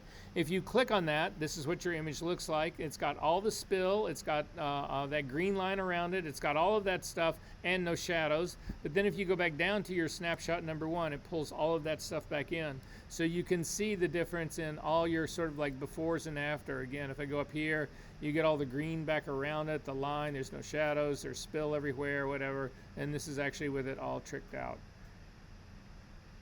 Are we good on this part? Okay. I have got 238. I need hard 10, be back at 248. And then we'll jump into other things. Oh, your homework.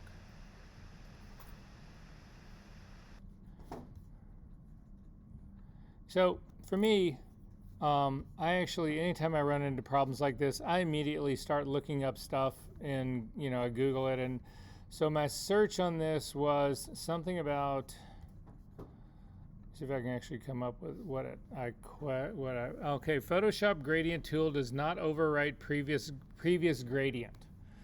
And so it gives me this answer, and it's like, oh, you need to reset the tool. I never knew you could reset tools. I know. Who in this class knew you could? So this is how you reset the tool. So if you come up to the classic gradient, or whatever, it's the next one. Oh, see, now I don't remember how to do it. Is it this guy? Yeah, it's this guy right here. So you come up, you click, this is the tool.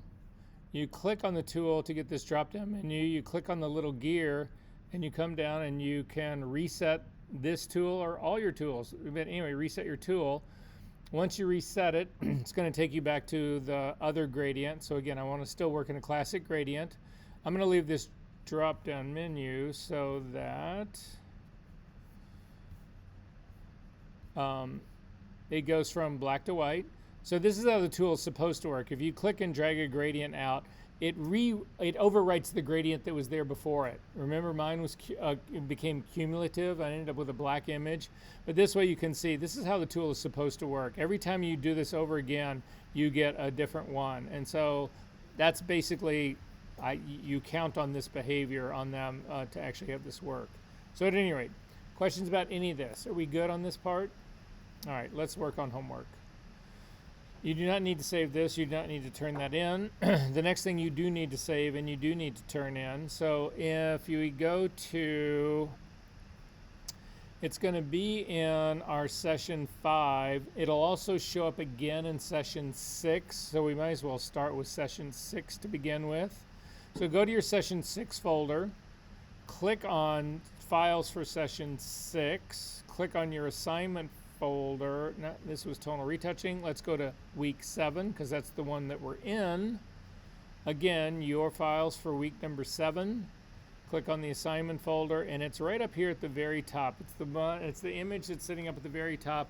It's called 081025 ver_fashion_copy.tiff. That's the one I want you to open to work on. However, you'll also notice that it's right underneath it. There's another file that looks kind of like it, and it's just the same file name, but it's got notes. I want you to open both of these, please. So I just selected both of them. Command O should bring both of them up into Photoshop. If you get this warning, that's a good thing. If you don't get this warning, that's a bad thing. This is about the notes. The notes are actually not in Adobe RGB. They're in sRGB. Did anybody not get this warning? So if you have not gotten this warning, you do not have your, I'm going to go ahead and say okay on this. You do not have your color settings set correctly.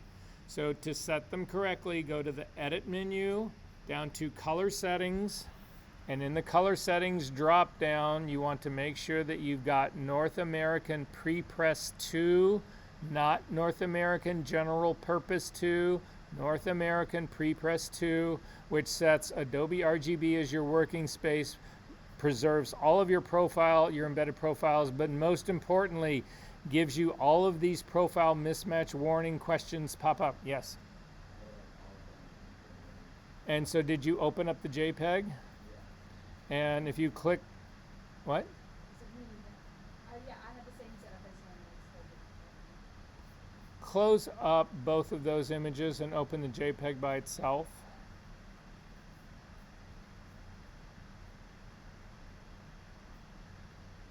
No warning?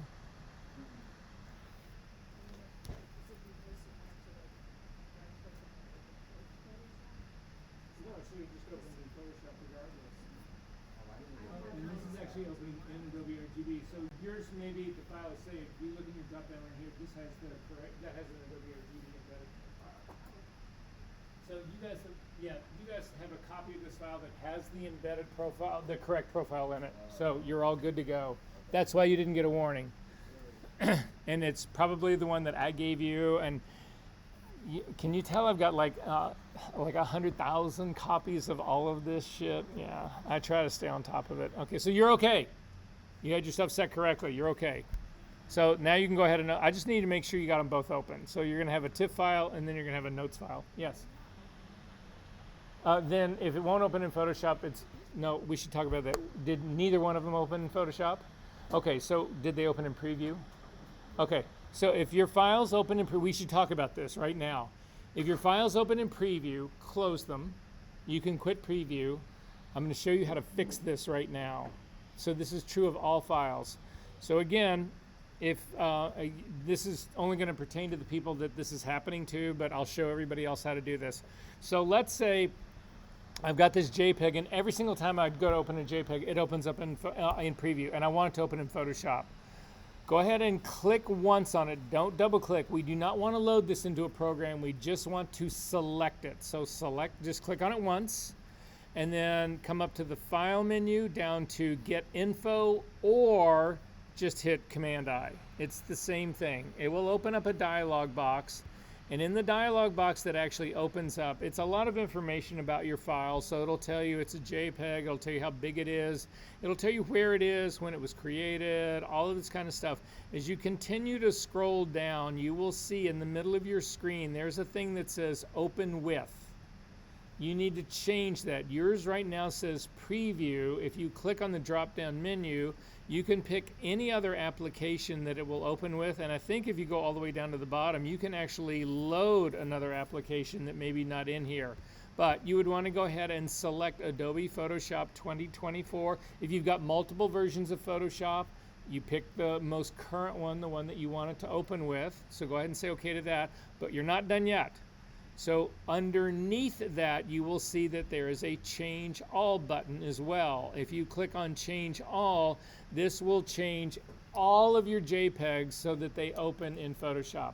If you only want that one to open in Photoshop, you don't do a Change All, but this is how you point all of your a total file type to open somewhere else. So for instance, you could have a Word file that you always wanted to open in a text editor instead of Word. You can just change it by doing this exact same thing. Does that work for everyone? Okay. All right, so I'm going to open both of these into Photoshop. So this is the very same image. So this is what we're going to do right now. We are going to knock this out using 3 different methods. That was what your assignment was, and you will simply turn that in. However, you are now also going to take that image and you are going to retouch it based on the notes on this JPEG that are sitting here. Yes.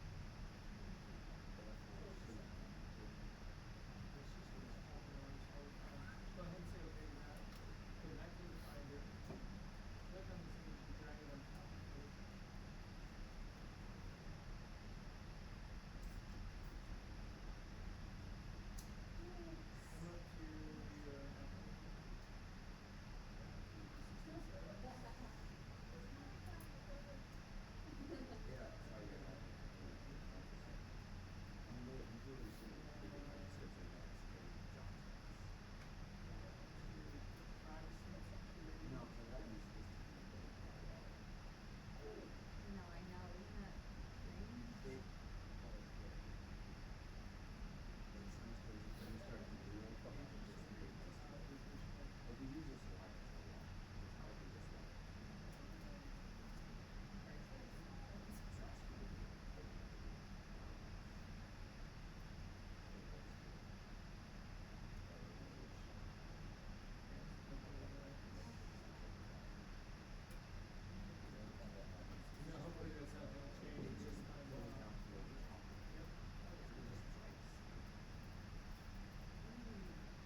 My favorite.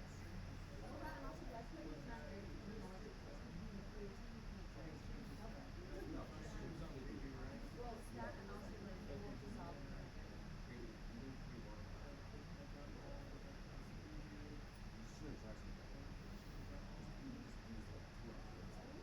Yeah.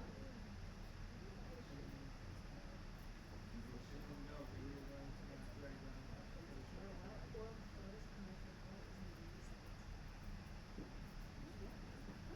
commercial or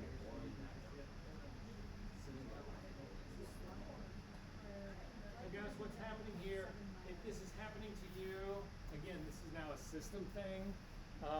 You can get this to say okay to, you can go through your security system settings. My suggestion is for the top, yes? Yeah, and everybody's is opening as a smart object right now, which is a huge pain in the ass. Just hold down your shift key and it'll say, instead of open object, it'll say open image. Try it. And then just click on open image. This is exactly what I mean. This has only worked for the last 30 years, but now they make it so complicated that, yeah. Anyway, so does everybody have these 2 files open? So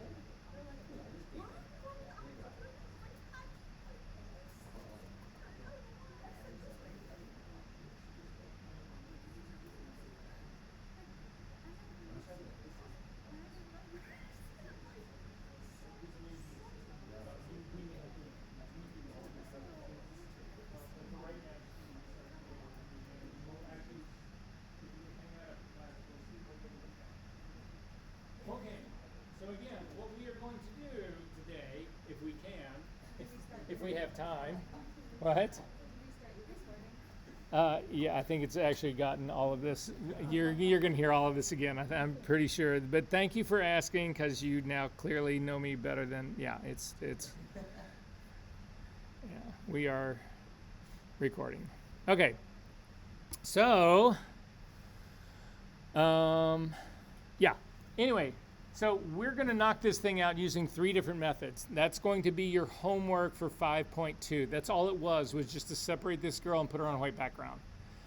Your homework assignment for week number 7, which is 7.1, will be to take this very same image that you have now knocked out and completely retouch the skin and everything else about this. That's what it's going to be. Okay? So 2 assignments. One of them we're going to do in class. The retouching one is all based on what we're going to learn after we separate this thing, and that's something that you will do on your own this coming week. Does that make sense? It's just the same file. Unless you really want to do 2 different files, in which case I'm sure I can engineer that for you, but it's just more work for you. Who's up for more work? See? All right. That being said, the retouching notes matter. So if you zoom into the retouching notes and take a look at what we are going to try to do here, you see this big old hunk of empty space on her forehead up here. Hang on, let me get a cursor that you can see. This up in here, this all needs to be filled with hair. See the eyebrows right here? There's a bunch of stray little hair up here. Those all need to be cleaned. See the color shift that's right here? You see on this area on the top of her forehead? It's got a lot more red than the area that's around it. Almost looks like it's a little bit stained or bruised almost. You need to take care of that. Obviously, the blemishes like this, the thing right here on her face, you need to fix those. However, when it says fix all blemishes, it doesn't mean these are the only 2 blemishes on this girl's face. It means that this is a note for the whole thing. You need to look at the entirety of her face to actually go over that. See where you've got all these little pebbly skin under here? You need to smooth that out. You've got stray eyelashes that are bouncing around in here. You need to fix those guys. You've got contact lens shadows. See this guy right here? There's another one on this right here. You need to remove those. You need to actually even out the skin tone right here. You can see she's got pretty serious shadows underneath her eyes. You will see that if you zoom into the top of her lip, it's got a lot of really super fine little peach fuzzy hair. You need to remove all of that. You got smile lines in here you need to fix. You got to fix the lip right here, but this is something that you need to know, so that's why I'm pointing all of this out.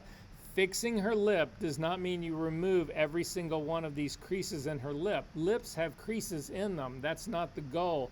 The goal here is that you can see there's little flecks of skin here that are peeling off. That's what you need to take care of. I've had people wipe all the texture out of her lip, and it just looks bizarre. Do you remember when you were a kid, did you ever have those wax lips that you get for Halloween? That's what, and they fucking turned it in, and it's like, this looks like, anyway, just throwing that out. Okay. There's a mole over here on this side. You need to fix that. There's stuff on the inside of her nose that you need to fix. So all of this stuff, you need to follow these notes. The real challenge is, well, that's enough of a challenge right here, but the next challenge is this. You can see she's actually missing a tooth on this side, and then her front teeth are crossed. You need to add the missing tooth, and you need to uncross her teeth. Say what? So anyway, that's what the retouching notes are all about. So just refer back to the retouching notes. You'll be fine. I'm going to close that up. And again, we're now going to simply knock out the girl. So this is, again, assignment 5.2. It's the first half of what I'm going to expect you to ultimately do to this file. The second half is going to be assignment 7.1 when you do all the retouching. Is everybody clear on that part? I feel like this has just been one of those days. I'm not sure whether I'm helping or hurting, which is not a good thing going into split frequency work here. Yes. It's going to, the knocking out that we're going to do right now is 5.2. Then the whole next week you're going to retouch this girl and turn that in, and that is 7.1. Okay, whew. So we are going to do 3 different methods of knocking this girl out. So the first one, and I'm just going to do this with you. I don't want to spend tons of time doing this on the first couple of ones because you already know them to do it. So we're not going to carry this through on the complete version of every one, but I'm going to know and remember that I said that to you, so I'm not going to ding you when you turn in a file that hasn't had this completely tricked out, right? So, and I'm going to be kind to you and not make you do that during this coming week because that's just busy work. All right, so the first method is to actually look at the channels to do this, right? So again, it's the exact same thing we did on the very first of the really complicated hair knockouts. Was you took a look at the channels, and what we're looking for is the separation between the hair and the background. So if you click on the red channel, so I'm just over in my channels palette, I actually am clicking on the channel. Don't click on the thumbnail. You need to actually click on the channel itself. So between the word red and the Command 3 keyboard shortcut, it'll allow you to select this. And you can see this is actually a very good for the skin to separate from the background, but it's horrible for the hair. The hair and the background are almost the same color.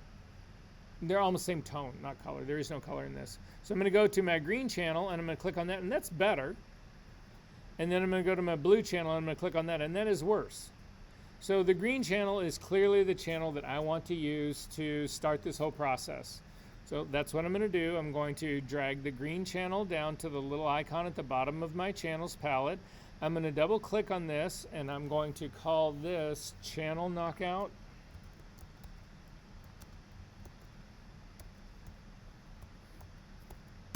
And say okay to that. Then I'm going to zoom into her hair on the top right part. This is where I'm going to go and try to actually find my points that I want to select on this to actually give me what I'm looking for, the knockout. So I'm running into a little bit of a problem on this right side over here. So again, I'm on the sort of like, if you imagine her face is her face is a clock. I'm right around 3 o'clock over here. It's just too close to the background. I don't feel comfortable actually selecting that. So I'm actually going to take a look up at a higher spot here to see if I can find a better place to actually put down color sampler points.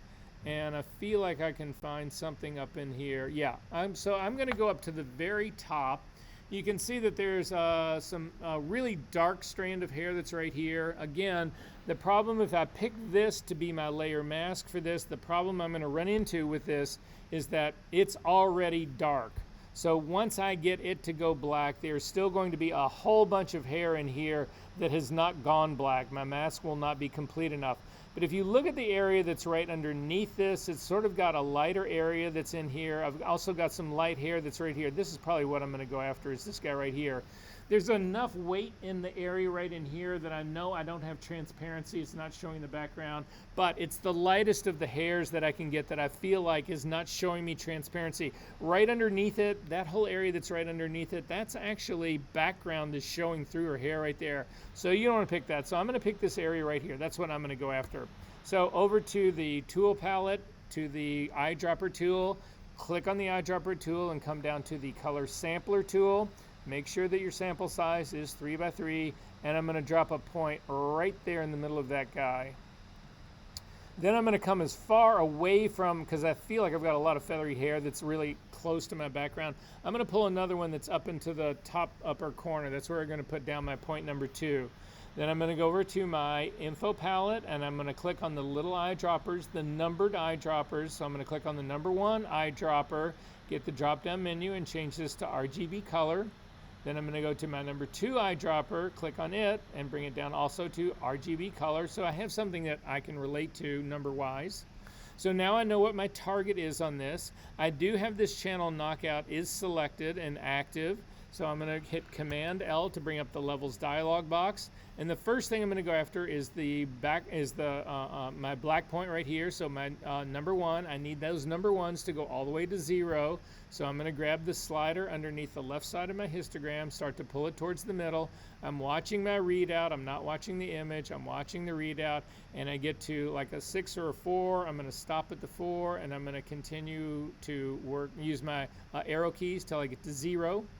Then I'm going to go after my white point, the slider under the right side of my histogram, and I'm going to click and start to pull that towards the center. And again, I'm watching my after readouts at my point number 2, and I need to get this all the way up close to 255, and I'm going to stop. I'm at a 253. I'm going to go to my arrow keys, and I'm going to start to tap this in till I get to 255, and then I'm going to use my keyboard shortcut, spacebar command option, to get my -1 to zip back out a little bit. And I just want to take a look at what I've really got going here. I'm going to zoom back into this area that is the feathery hair that's on the outside. And you can see in my case right here, I've got this one white little streak right here. This is actually a highlight on a piece of hair that is actually flipped now to the white side. It's actually going white. So it's making me feel like my mask is a little too aggressive. If I turn off my preview and turn it back on, well, you can actually see that that is a highlight, and that probably really should be there. So its light is catching just the very top of this hair.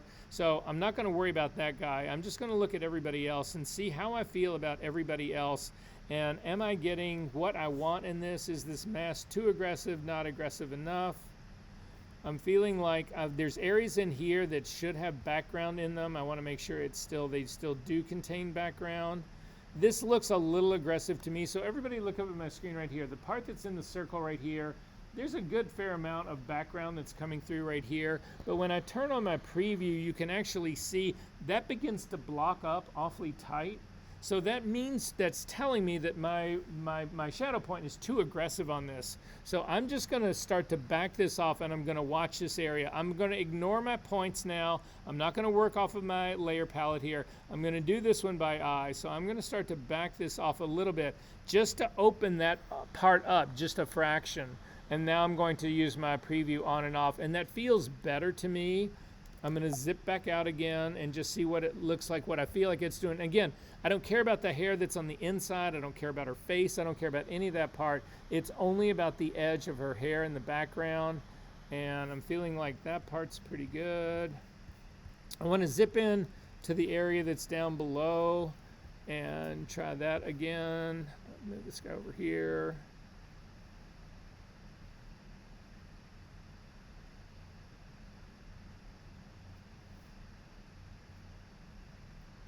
I feel like I'm still losing too much background in this area right down in here, so I'm going to back that black point slider off just a little bit more while I'm watching my preview.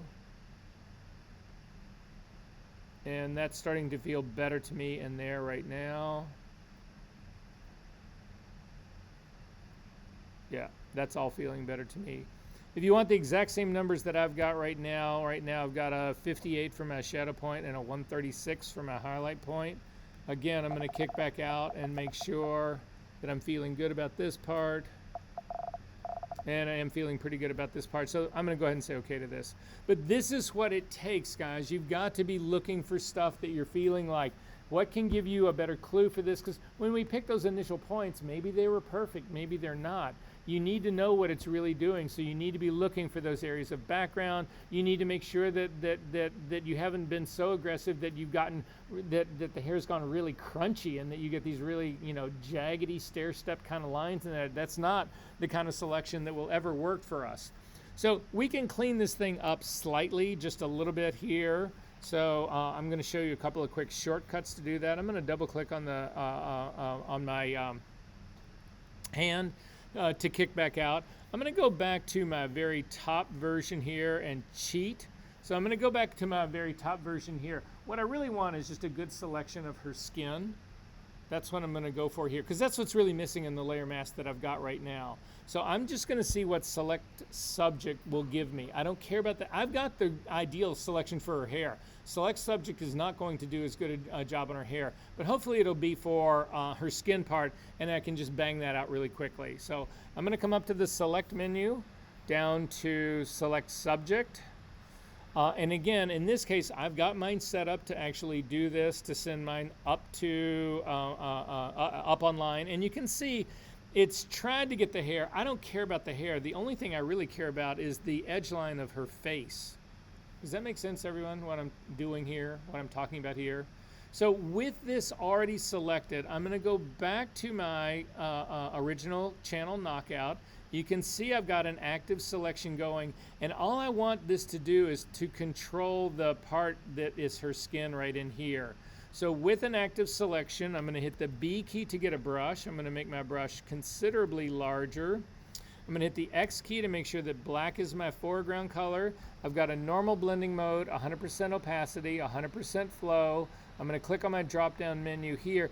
The selection is really controlling where you paint, so you don't really need to worry about whether this is a hard or a soft brush. The selection is controlling that for you. I'm going to go to my tablet right now, and then I'm simply going to stay away from everything. I want to stay away from all the hair and all that kind of stuff. I want just the edge of her face. That's all I'm going to go for. So I'm just going to start painting up here. I will see what I get on the edge of her face right in there. And then I'm going to make sure I've got the other side as well. And that is all I'm going to do. I'm going to hit Command D to deselect. The rest of this now, I do want to make sure I have a hard brush. And I can actually continue then to paint in the rest of this part here. Again, stay away from your edges. We're going to go to an overlay brush for your edges.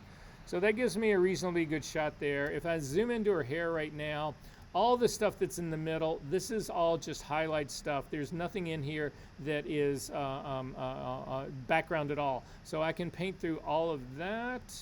I can do the same over here. And then I'm going to stop at this point, and I'm going to change this to an overlay brush.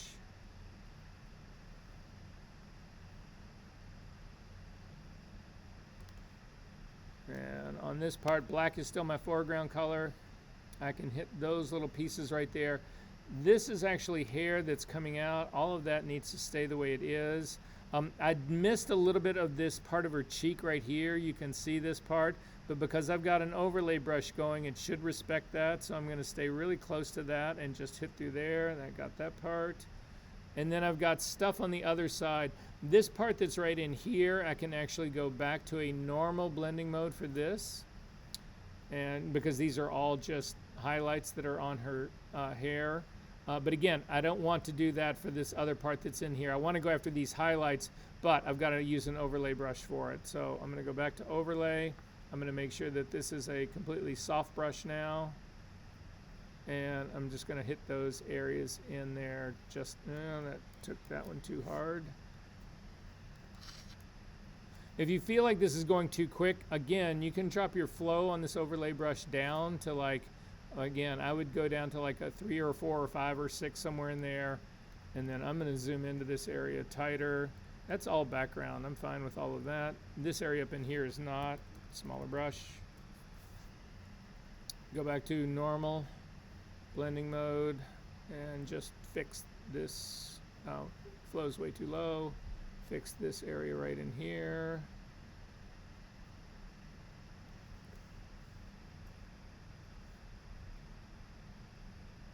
Yeah, and we're good to go here. So this is going to be my channel knockout. I'm going to come over to my layers palette and make one copy of my layer, Command J. And I'm going to rename that layer Channel Knockout.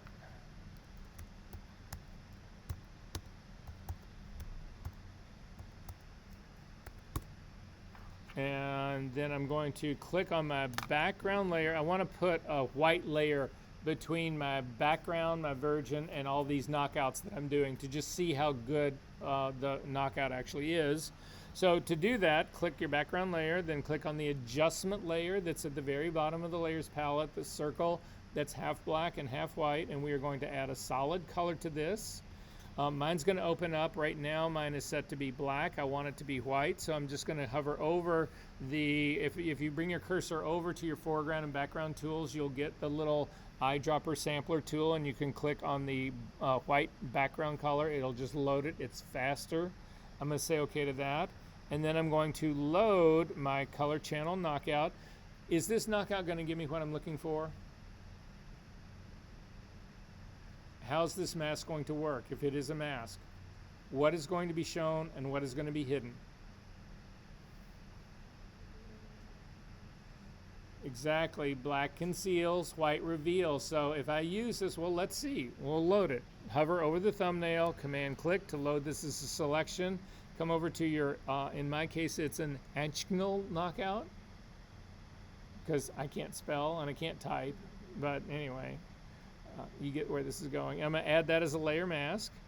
And again, it's doing exactly what I worried about doing. It's going to the black area. It's hiding the figure and showing the background. I want just the opposite. So Command I will invert it. And this is a relatively good knockout. I mean, take a look at this. The hair is actually really super fine and feathery. Looks pretty good. Blah, blah, blah, blah, blah. Can you go back to Scott? So before you got that second, before you loaded that one in, yeah. So do you have a solid color underneath? Yeah. Do you have your channel knockout sitting over there? I'm going to hover over the thumbnail, Command click to load that as a selection. Come back over to my soon to be renamed channel.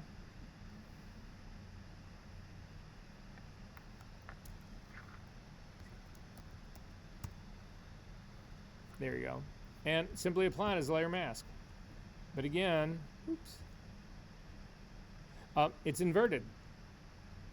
The mask where black conceals, black conceals, white reveals. So the white part of this mask is showing the green background. I want the opposite. I need the background mask to be the area of the mask to hide the green background and show the figure. So invert the mask. Are we good on this? Save your work. We're going to create a brand new copy of our background layer. So come down beneath it, hold down your command, select it, hit Command J to make a copy of it, and drag it all the way to the very top, on top of the one we just made. Double click on this one, and we are going to call this color range. That's going to be the next version of knockout that you need to do. So COLOR range NGE. So this is now the second method that we're going to use to create a mask. Yes. So I just copied the background layer. So down in the background, make it active. Command J makes a copy of it. Ironically names it background copy. And then drag it all the way up to the top. And when you see the little blue line, between the layer itself and where it says lock, and you get all those, you need that little blue line to show, otherwise you're not bringing it up above the color fill layer. So I'm dragging it up. I want it to go on top of my channel knockout layer and let go. And so now you just have a blank image of your virgin on the very top. What would you call that first Channel channel knockout? knockout. That's what it was. It was made using a channel. Okay. We are now going to make a knockout using color range. Are we good? Okay. Everybody good? Okay, so with this new one on the very top, we are going to use the color range tool. So I'm going to rename this color range so I can remember what tool I used to actually separate this.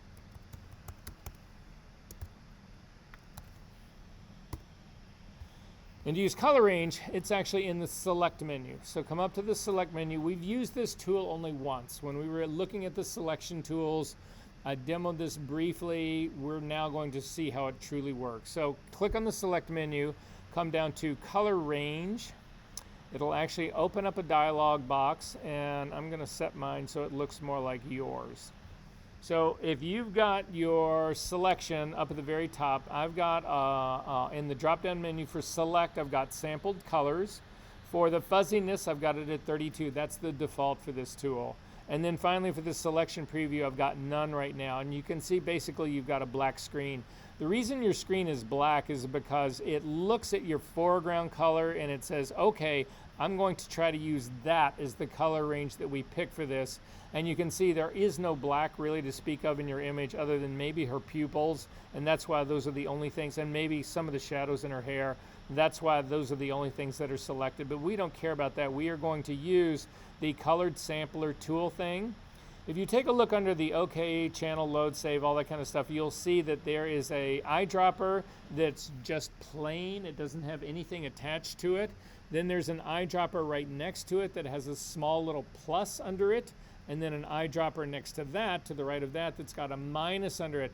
That's how you actually use this tool to create a selection and then either add to your selection or subtract from your selection.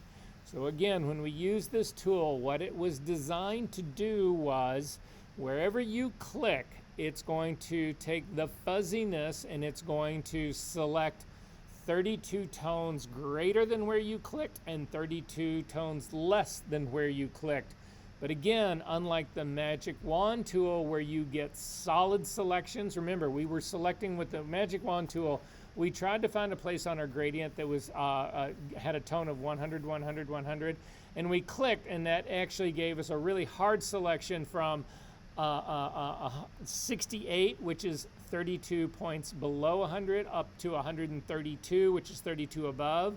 But when we did the same thing using color range, we got that same range that was selected. However, you get a roll off on the selection. So instead of it being 100% selected in that entire range, it selects whatever point you click on at 100%. But then as you start to move out in fuzziness, that whole strength of the selection ramps down to the point that you hit 0 the minute you leave that. So it's a more organic selection. So I'm going to come over and use this, and I'm simply going to click on the gray background, on the green background. And you can see in this little ass preview that's almost impossible to see, it's really a challenge to see this thing, whatever. So you can use the selection preview to get your big image to show you the same thing as the preview. To do that, click on this selection preview drop down and go down to grayscale.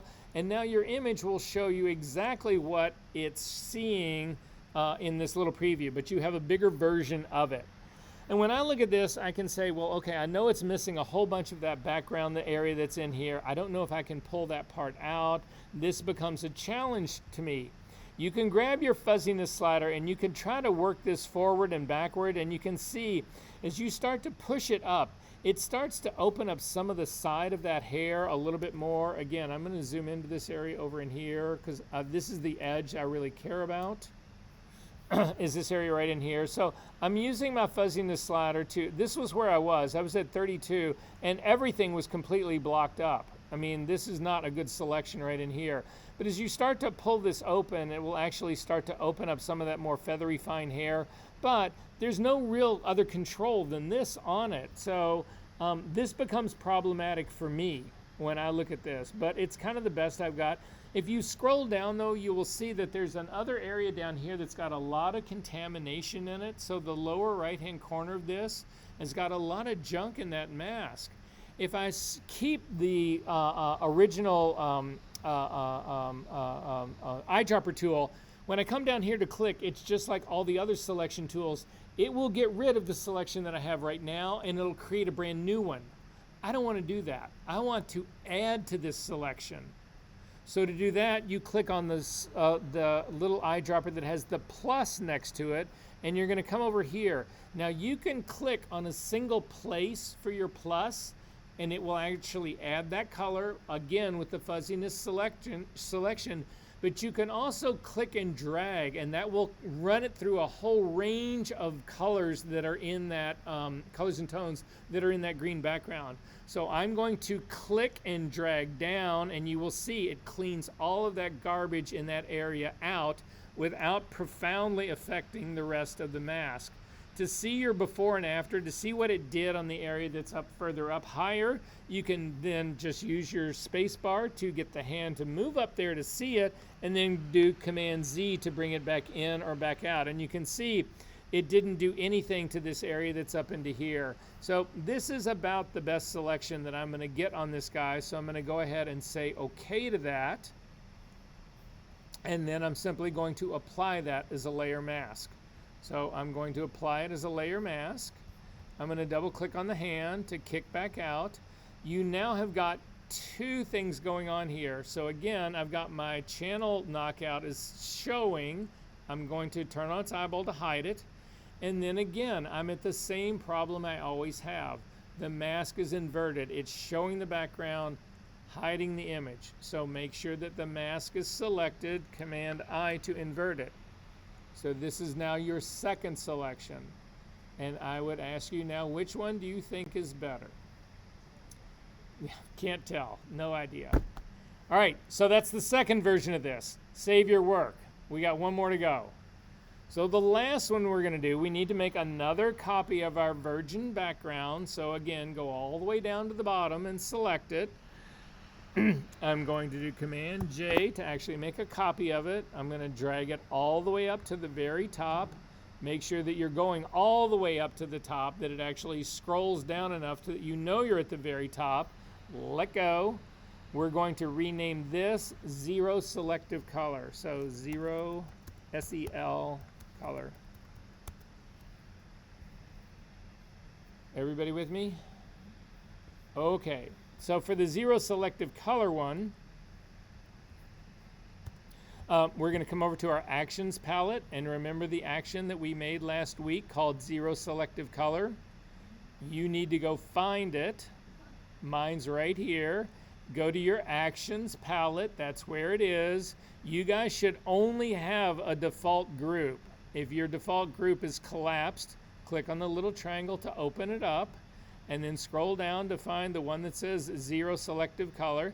This is where mine is, right here. Again, I'm waiting. It's like, what? You're going to launch a missile or something? You know, Charles is back there like this. He's like, so anyway, has everybody found their Zero Selective Color? If you were not here last week, you don't have one. You need to talk to me right after this class and we'll make you one, because we're going to use this for the whole rest of your life. Did everybody else have this thing? Okay, so run the action by clicking on the arrow that at the bottom of the Actions palette that points to the right. Click on that. It will actually run this. Hope, what? It says set current adjustment. So I can't see it.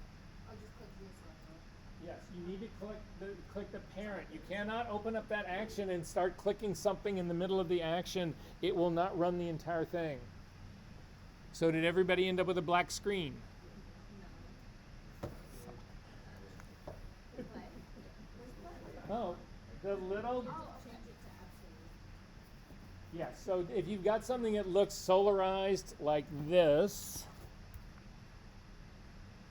you need to click on the absolute button at the bottom of the properties panel and you will have a black image. So now does everybody have a black image? Great. Go to the drop-down menu for your, that says reds right now, and bring this down to greens, and then take your black slider at the very bottom of this and drag it from all the way on the right side to all the way on the left-hand side, and you can see the image will actually open up. Yes.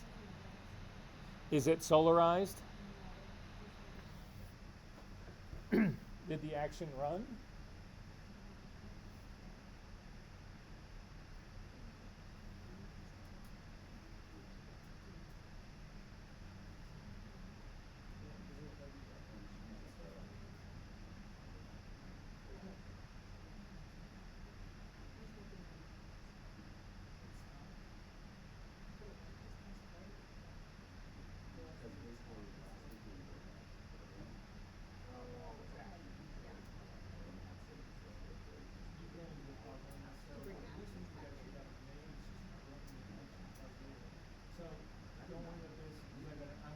We're going to remake this action right now for the people who are not here. Guys, we're going to just rebuild the action right now. So if you've got one that is working, you do not need to do this. You won't be confused. If you've got one that is not working, you actually need to throw the one that's not working away. So to get rid of it, if you look at your actions panel, you can grab that action and you can drag it down to the trash at the bottom of your actions panel. It will get rid of it. And then we can build a new one right now, which is what we'll do. So I'm going to throw away any layers that you got. So if it put on part of your layers of that kind of stuff, you need to just get rid of those. So we're basically just starting with that fresh virgin copy at the top. Is everybody good on that part? All right, so to build the action, come over to your Actions palette, click on the little menu that's to the right side of that. You'll get a drop-down menu. You want to come up and you want to pick New Action.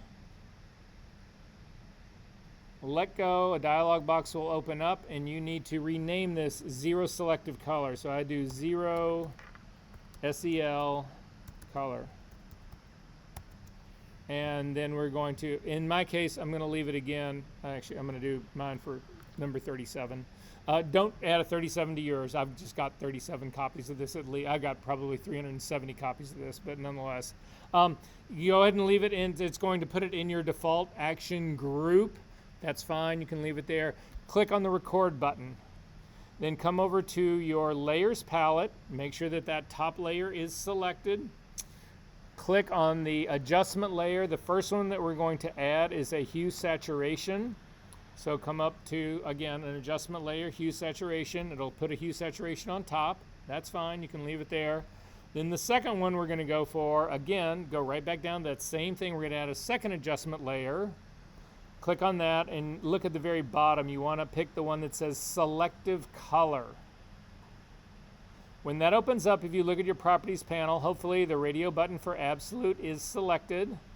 You should have a drop-down menu that starts with reds up at the very top. You want to take the black slider at the bottom of the reds panel and drag it all the way to the right till you see a plus 100%. Then you want to do that for every single item on this drop-down menu. So your next one will be yellows. You drag it all the way over to blacks only, 100%, to the right. Greens, the same thing, all the way over. Come down to cyans, click, drag it all the way over. Down to blues, click, drag it all the way over. Down to magentas, click, drag it all the way over. Whites, this is why you make an action out of this. Who wants to do this shit all day long? Neutrals, drag it all the way over, and then finally blacks all the way over. And you should have a black image, because what we have just said we wanted to do was take every single color in Photoshop and fill it with black ink, and every single tone and fill it with black ink. So everything in this image has been filled with black ink, and we have a black image. So did that work for you guys? All right, then come back over to your actions palette. You'll see that there's a little red circle at the very bottom of it. That is an indication that you are recording right now. Right to the left of that is a little square. If you click on that little square, it stops your action, and you have now built an action that will do this for you. To make sure it works, throw away both of those adjustment layers. Come back over to your action, the one that says zero selective color. Again, do not start in the middle. Do not start with make adjustment or set something, whatever. Start at the very top where it says zero selective color. Select the parent of it all. And then underneath it, down on the controls at the bottom of your action palette, there is an arrow that points to the right. Click on that, and it should give you exactly what we were hoping for. Except in my case, again, another bug in Photoshop, it flips that radio button from absolute to relative. You need to simply click on absolute again to create it and to be to have your image be black. Did that work for you this time? Great. Gwen, did that work for you? Perfect. So then go to the drop-down menu for the greens, and we're going to take that black slider that was all the way to the right, and we're going to drag it all the way to the left. So now what we've told Photoshop is that we want you to fill the greens of this image with white ink. Now, you can see it didn't go white. It's actually a shade of gray, and that's because the green in the background is not a pure green. But we can use the hue saturation slider that we put down on here to make the green more pure. So if you select, the rest of you can join in now because we're all caught up. Go back to the hue saturation slider that is underneath that selective color. Up at the top in the presets, there is a targeting adjustment tool. It's the hand with the double arrow. Click on that. Come over to the green area of your image. This will now sample the color. Even though this image looks black and white to us, this hue saturation layer is underneath the selective color. The selective color is what's making this black and white. So if we work on the image that's underneath it, the hue saturation slider that's underneath it, it's unaware of this image on the top. It still thinks that this is a color image, which works to our advantage. It's a good thing. Hover over this green part, and if you click and drag to the right, it will saturate the green, and you can see because it's becoming closer to a pure green. The selective color layer above it that we said, fill the greens with white ink, it's more effective. Now, it's not perfect, but it certainly is more effective. Did this work for everyone? Okay, so this is where I'm going to start. I'm going to zoom in and take a look at all this fine hair up in here, whatever. This is my beginning. I haven't run levels on this thing. This is my starting point. This is infinitely better than the green channel was. This is infinitely better than the green color range was. This is, again, my $500 software gift to you guys. Is this working for everyone? All right, if you come over to your channels palette now, in theory, right now we're looking at the RGB composite of this. In theory, the red, green, and blue are all the same because, again, this is a black and white image right now. So, again, equal amounts of red, green, and blue, always equal grayscale, and that's what we've got. So it doesn't matter which of these channels you pick, whether you pick the red one, the blue one, or the green one, it doesn't matter. We simply need to copy one of these. So I'm going to click on the red channel, and I'm simply going to drag it down on top of the little square with the plus in the middle at the bottom of my channels palette. It makes a thing called red copy, and I'm going to double click on that, and I'm going to call this zero selective color knockout. So 0 SEL knockout. I'll know what it is.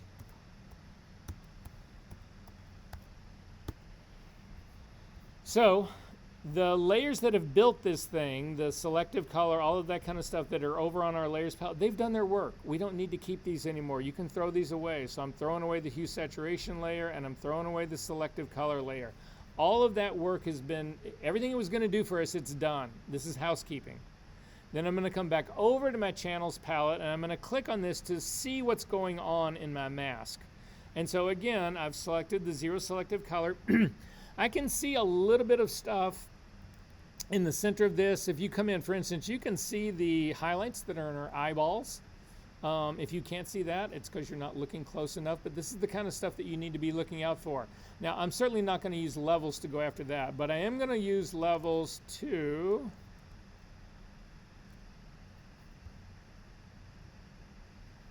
go after the, again, zoom into that lower right-hand part. You see all the contamination and the dirt that's all down in here? You could try to paint this out with a brush, but the problem with that is that as you start to get next to this really super fine hair, that's all going to get painted away. That's all going to be really problematic.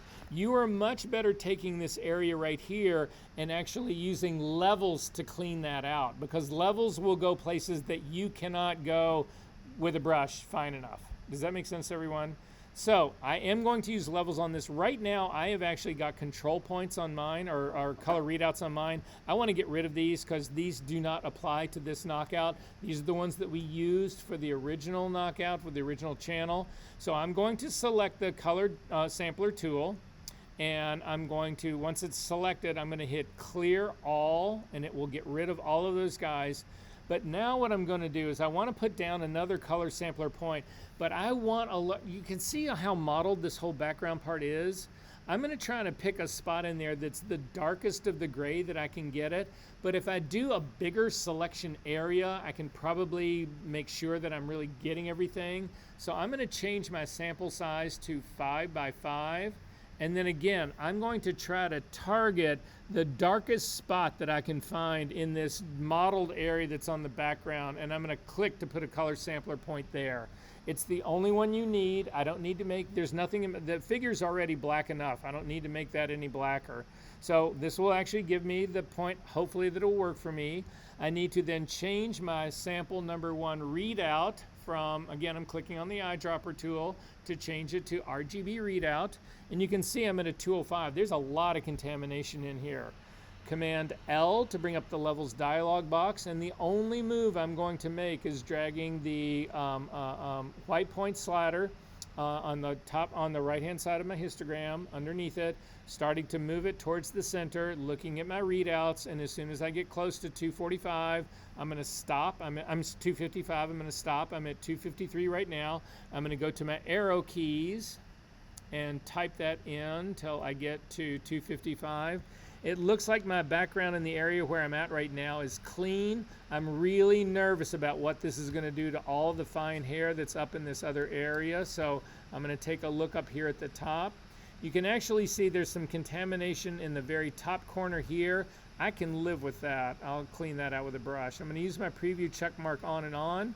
That clean that part out. I'm going to take a look in the lower left-hand side to see what's going on down in there. You can still hover over that stuff and get a readout from your brush, and that's actually a 255. We're good there. So if you want the same value that I got, it was a 202 for my highlight, and I'm going to say okay to that. Now we've got some cleanup that we still need to do on this, so I'm going to go to the B key to get an overlay brush. I'm going to change my blending mode to overlay. I'm going to make this a medium hard brush. This is sort of an in-between part. I want the brush to have a little bit more of an edge to it, but I don't want to have a super hard edge and I don't want to have a super soft one. It's like Goldilocks, right? So then I'm going to start with the area that is her collar. You can see on her collar on the lower part. I'm going to start with that really quickly. So black is my foreground color. I've got an overlay as my blending mode, 100% opacity, 100% flow. I'm simply going to knock through that part. I'm going to hit it a second time to sharpen up that line. Then all the rest of here seems like a little garbage to me. I'm going to see what this does on the edge of her face. The reason her face is falling apart, the way we see it falling apart here, is it's falling out of focus. So I'm going to see if this won't bring that a little bit tighter, and this actually, again, brings it a little bit tighter. I'm not going out over that line because I don't want to make all that other garbage that's in the background any worse than it already is. Then I'm going to hit the X key to get white as my foreground color, and I'm going to clean up all of this other stuff. So I'm just going to run this down and get rid of all the garbage that's in that background. I'm going to stay away from her hair that's on that side over there, but all this stuff that's on the background that I don't know what that is, I'm going to just paint away and get rid of all of that. I'm going to then lose all the fine little hairs that are right next to her neck. Nobody will know that that went away, and I'm going to get rid of all of those and all of this other trash that's simply in that background. This side feels pretty clean to me. If it's not as clean as I like it at the end, I will go in with a pen tool and clean out the rest of this. I'm going to do the same thing on the other side, the B key. I'm going to stay away from all those super fine little hairs up there in the top part, but I can clean up all the garbage that's right next to her face on this side as well. And that's all gone. Make my brush considerably bigger and paint through all of that. And then finally, there's some stuff up in the very top corner up in here. Now, the problem with the top corner up in here is that there's hair up here that I want to keep. I'm a little nervous about this, so I'm going to make my brush smaller. I'm also going to drop my flow considerably down on this. So I'm going to bring it down to like 7 or 8, somewhere in there. And then I'm simply going to click and start to pull away from these things repeatedly. And again, I'm going to lose a few little fine hairs, but I'm going to clean out the majority of that background. And I'm feeling good about that. I will compromise on what's sitting in the middle. And then hover over this, and I'm clean enough at a 254.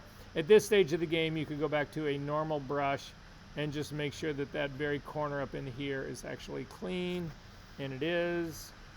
And that's going to be the mask that I go after. I did say that her eyeballs are actually showing up here, and they are.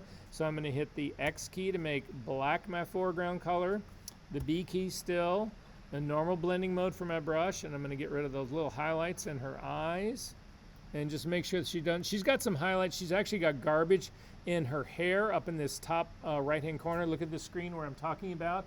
You should be able to see yours as well. Go to an overlay brush for this so that you don't do any damage. Stay away from the edge that you've spent all this time making, and simply clean out all the rest of that garbage that's down in there. And a little bit on the other side, really nothing to write home about. And I'm good. Again, I'm going to load this now as a mask. So, as a selection. Hover over the thumbnail, command click to load it. Come back over to my zero selective color layer. Add this as a layer mask. Again, it's exactly the wrong way. I'm going to turn off, the color range one that's underneath it. It's inverted. So I'm going to invert the mask. and then zip in here. Now you guys tell me which of these methods was the best. Which took us the least amount of time and was the best. Come on, you guys did this shit with me. We just banged that out in less than 10 minutes. And look at the quality of that edge. Can I do what? Sure, if you want to zoom out, just double click on the hand. Come on. Of course you would. This is your retouching, but No, but did you get rid with the white brush when you were going over with the white brush? what part? The green one on the left side of the face? All of this stuff over here, that was all garbage in the mask. There's still some down here. Okay, You, so you did use the brush. oh, yeah. There's still garbage that's right down here, so you can still work on this mask. So I'm on the mask right now. B key to get a brush. Change it back to a normal brush. Again, this part of your mask is black. It's hiding this area right here. Black is my foreground color, so I can just zoom through there and get rid of all of that. Again, my flow is at 8. It would have gone much quicker at 100, but yeah, that's all gone. And actually, the line on her face is actually pretty good as well. I would probably choke that just a little bit, but that's just me. White or black to color? Again, if you hold down your option key, I'm going to undo all of that. So let me show you really quickly. I'm going to go back to bring this part back. See, this garbage right here is back. If you hold down your option key and click on the mask, what would you paint that? White or black? Because you're hiding it. Again, guys, this is the hardest thing for you guys to get into your brains, is this whole idea about masking. And it's the thing I asked you in the beginning, and everybody thinks that they know this shit. This is what gets complicated about it. Black hides shit. White shows it. So regardless of what, if you're saying, okay, there's something on my image and I want to hide that, your mask has got to be black in the area where you want to hide this shit. This has got to become second nature to you. So again, because I'm looking at the mask now and I can just paint black on this guy. So that's this is exactly what I just did, was to paint black on that. And then if we again turn on the whole image, you can see it. Okay, are we good on this? Save your work. This is what you turn in. If you did this with me to this extent, if you didn't finish this, you need to take this home. Don't turn it in today. It's not due until next week. You need to take this home and you need to finish tricking out little things like this mask. If you wanted to really look good, you would remove the spill on this last one as well. You don't need to remove the spill on any of the others. You just need to do it on this one. And then this will be where you start to actually do your retouching work, would be on this image right here. Does that make sense to everyone? Are we good on this part? All right, you're all fucking lying to me.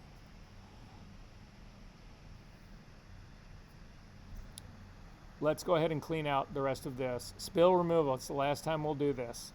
So with this top image selected, make sure that you select the image part, not the mask. Zoom into the top. At this point, I'm going to go to the paste board, hit the F key to get to the paste board. That'll allow you to have tools off the side of it. I'm going to hit the B key to get a brush. I'm going to make it a completely soft brush. I'm going to change the blending mode from normal, the blending mode of my brush, not my layer, but my brush, to color. 100% opacity, 100% flow, and then I'm going to zoom into this area that's right here.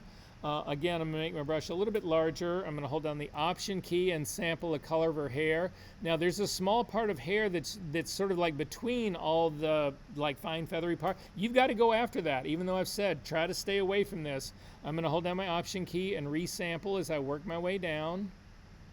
Resample again, and you guys can go ahead and just remove all of the spill that's in here. Stay away. When you get down near the ear, you need to stop.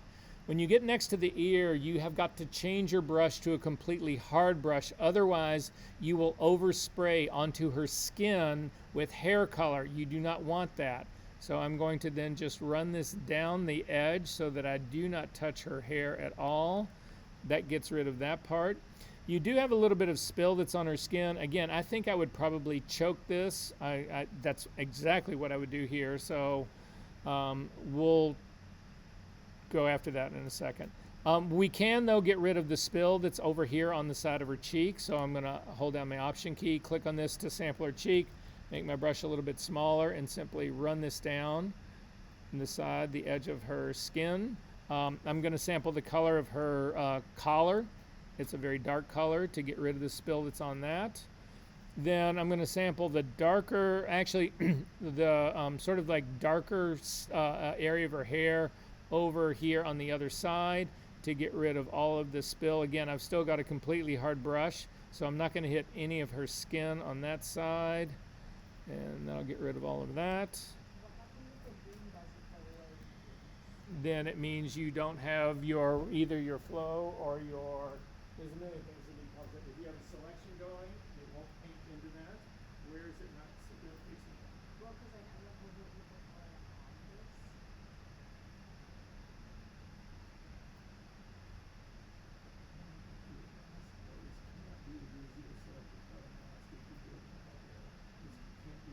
Turn off. No, here. You got these all turned on. Here is the issue is. Oh, okay. If you've got layers on underneath this, they're all coming through your mask. So let me show you what Malia was looking at really quickly.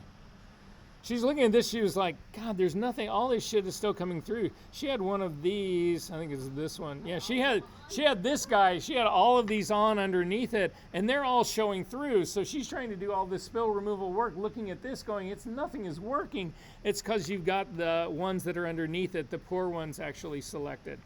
So then finally, we're gonna fix this spill up here at the very top.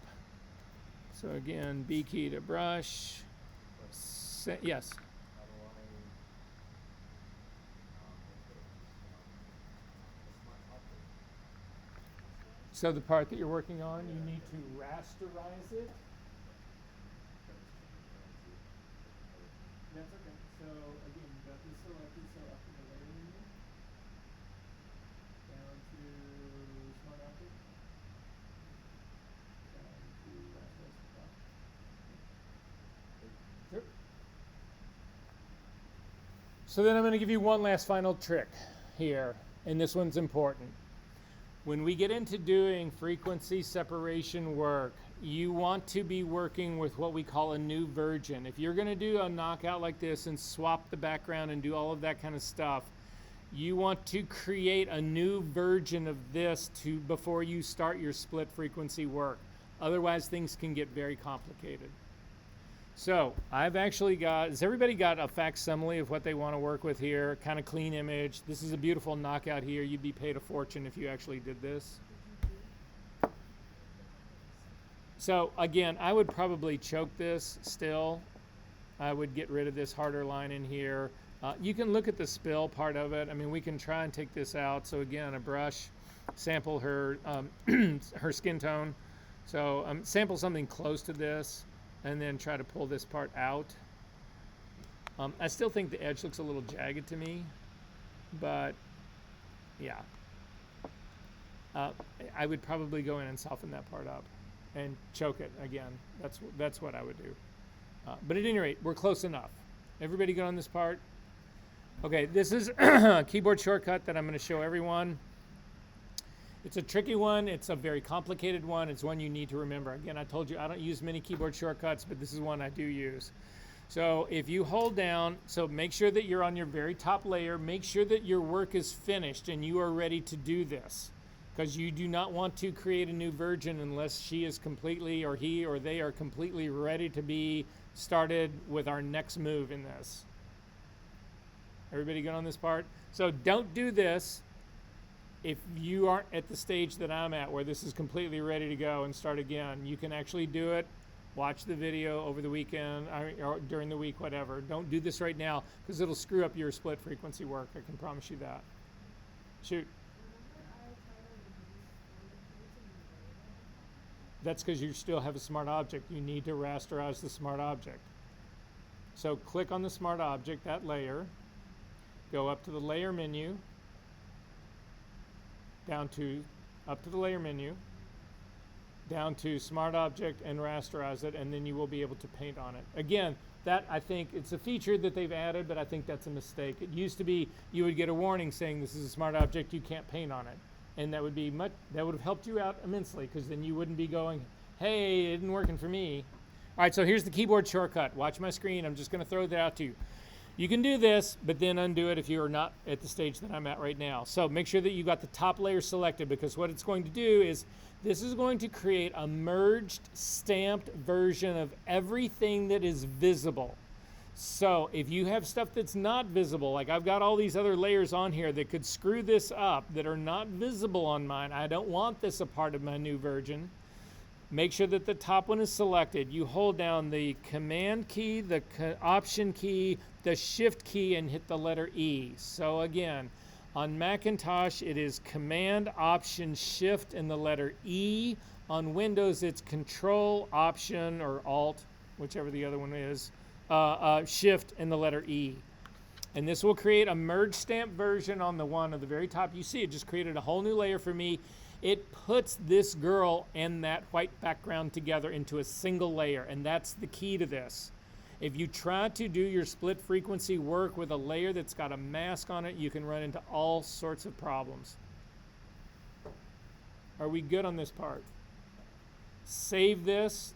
And this is what you'll turn in for assignment 5.2. I'm going to go ahead and save mine, because Lord knows where we're going to go next. The minute I close it up, I'm going to have to probably want to be right back at it. But I would ask you all to look at the quality of what you've got sitting there right there. Look at the quality of that mask. Look at the quality of that spill removal. Guys, this is next fucking level stuff. I say this to you again, I'll say it to you 1,000 more times. This is not $9.50 shitty go-in retouching kind of work. This is the whole next level. This is you being able to go in and bargain for a $500 or $1,000 a day job.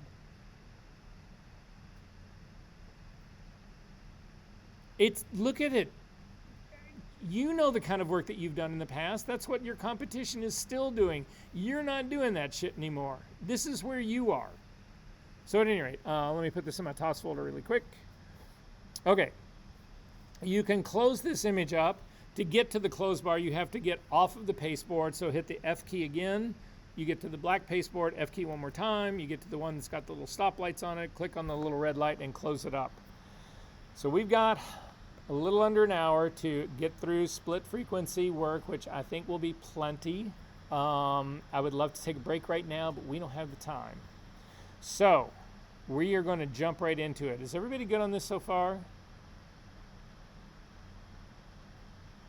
Sort of. All right. So to get to the split frequency stuff, it is also in your class 7 assignment from week number 7. If you take a look in there, there's a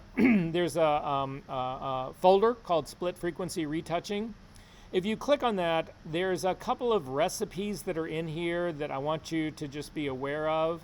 So the first, I'm going to give you a quick tour of what's inside here.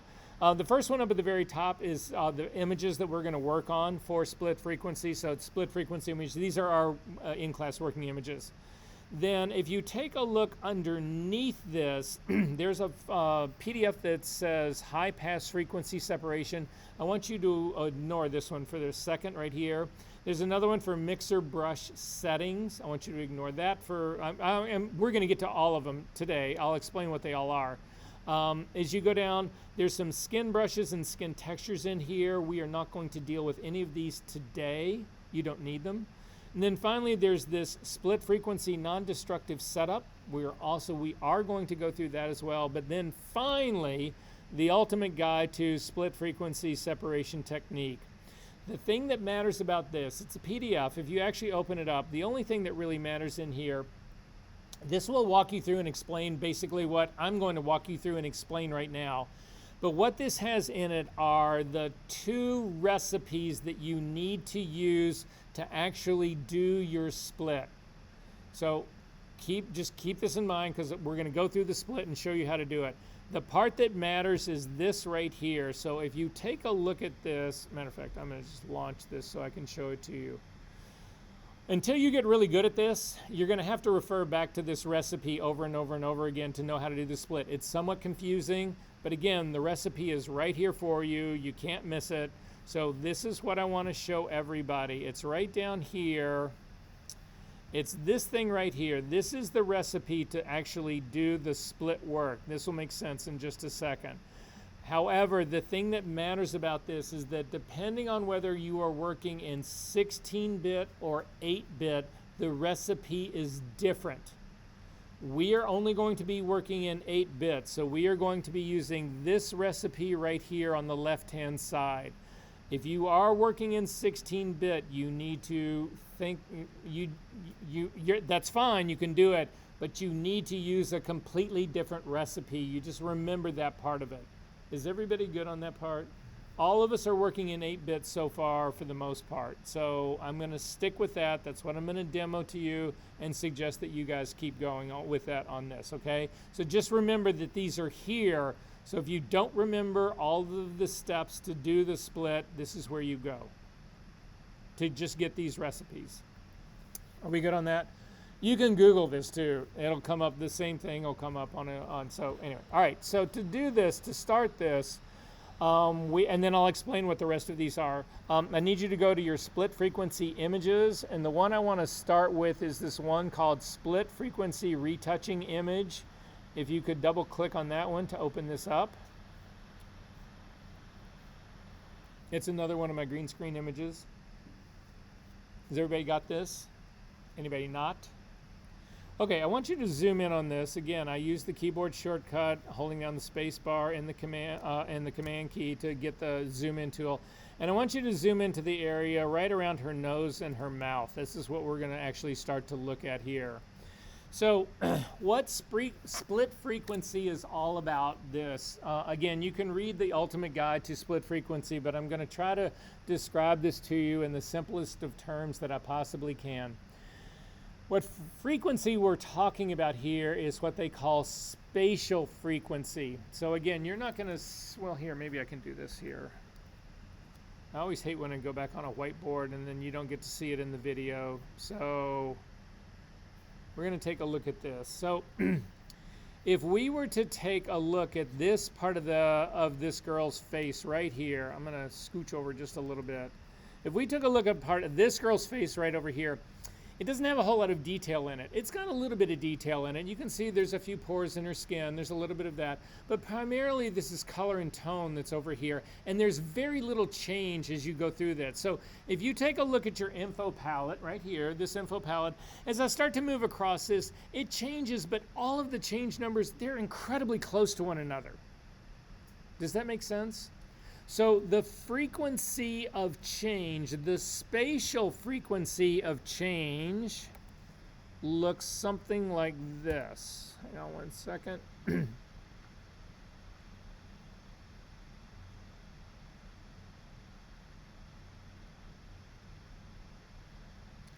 It looks like this.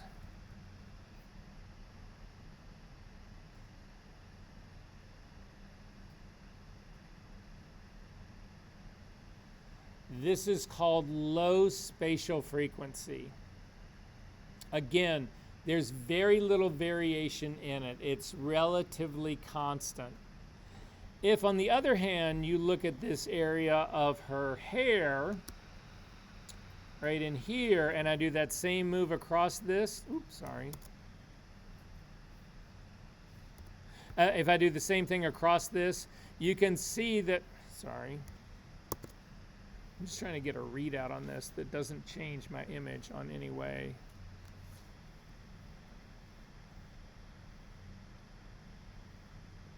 Yeah, I'm not going to hit down on this. So look what happens to my info palette readout here. As I start to go through this shit is jumping all over the place. It's really high swings, really low swings, whatever. If I come across her eye, I do all the same thing here. It's jumping all over the place. This is called high spatial frequency, and it looks like this. Does that make sense, the difference in these? So again, spatial frequency, high frequency, this is the takeaway from all of this. High frequency represents texture and detail. Low frequency represents tone and color. And so what we are trying to do here in split frequency work is we are trying to pull those two frequencies onto separate layers so that we can control them individually. So if I can split it, I can change the detail without changing the color and tone, or I can change the color and tone without changing the detail. That's not something you can do with the healing brush and clone stamp tool. When you use those tools, they change both the high frequency and the low frequency at the same time. There's no way to avoid that. Does that make sense? Hopefully this will make a little bit more sense once we get into this part. But so that's the thing to keep in mind. We are going to separate texture and detail from color and tone. So high frequency is detail. Again, a lot of change. It's very high in its frequency. The frequency of change is extremely high. Whereas the color and tone, those shifts are much, much, much more consistent. There's very little variety in them. So again, from a frequency point of view, they are low. Very, very, very little change in that. Does that make sense to everyone? That's going to be our goal here. This will open up a world of possibilities to you cannot believe. So here we go. So I'm going to close this part up. So this is how you do your first split. So to do this, with this image selected, you need to start off by making 2 copies of this layer. So again, just make sure the layer is selected. If this were a smart object, we need to be working on these layers. You would make a new version that you then rasterized and then make new copies from that.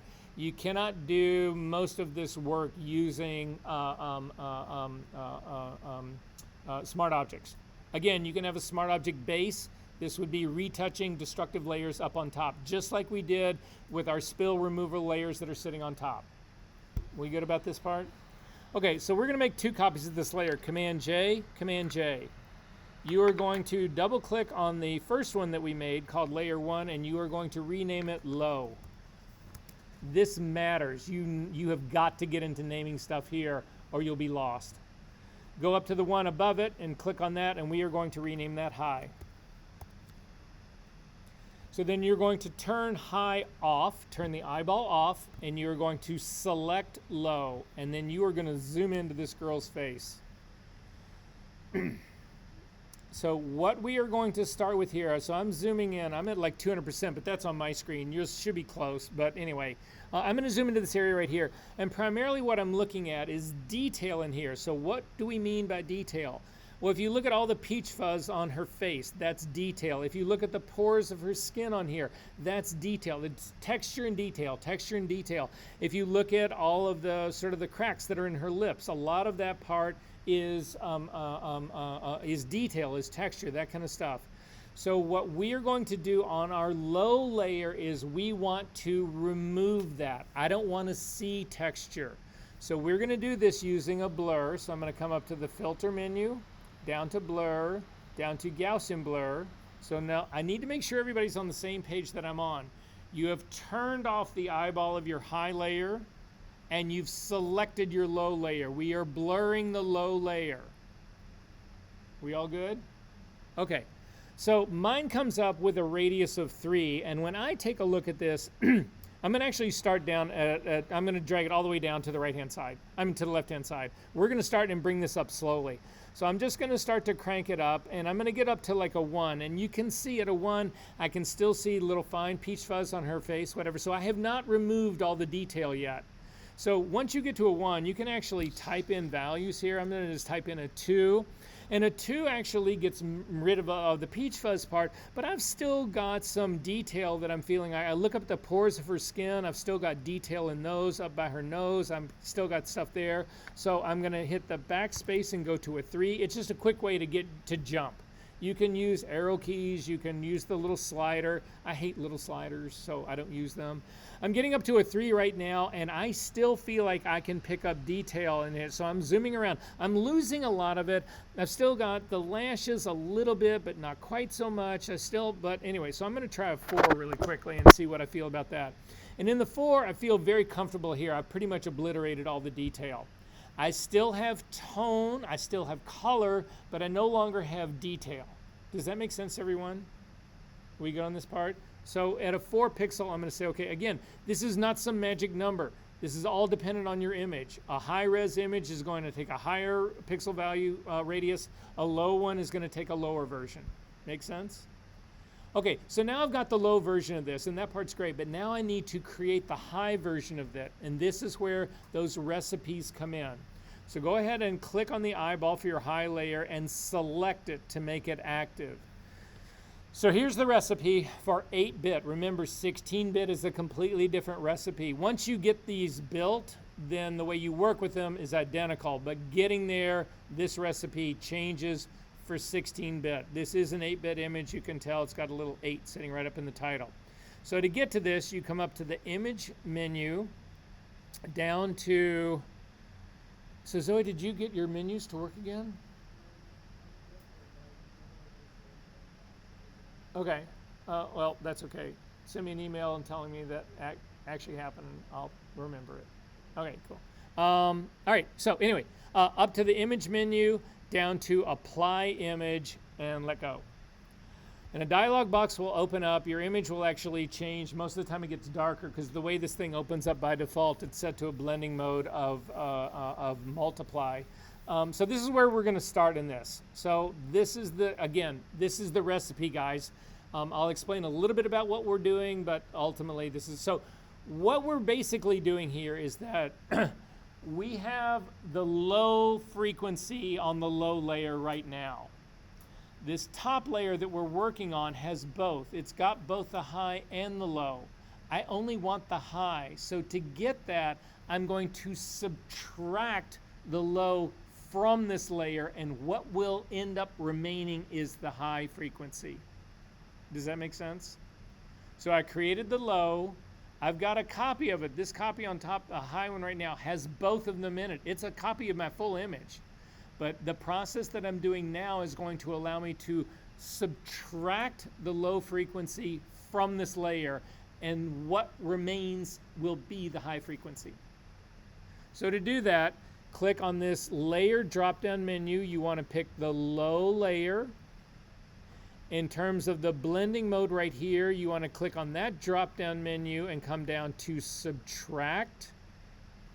Then in terms of the opacity, that remains at 100%. The scale is set to 2 and the offset is set to 128. So again, I'm not going to go into, because I don't want to lose all of you right now, I'm not going to go into really deep detail about what this scale and offset is. We might do that next week once you're a little bit more comfortable with working with this. And basically you should see a gray image that looks like this. It looks like a high pass filter. Does that sort of make sense all? Guess where the term what high in high pass filter comes from? High frequency. It is a filter that allows the high frequency to pass. So you see it and it looks just like this. Yeah, I know, it's all making sense now, right? Go ahead and click OK on this. So now what you can see in this image as we're looking at it is you can see all the little detail. You can see all the fine little feather hairs on her face, but you don't see color and tone in this. That's the advantage of all this. However, this does not look like something I can work with.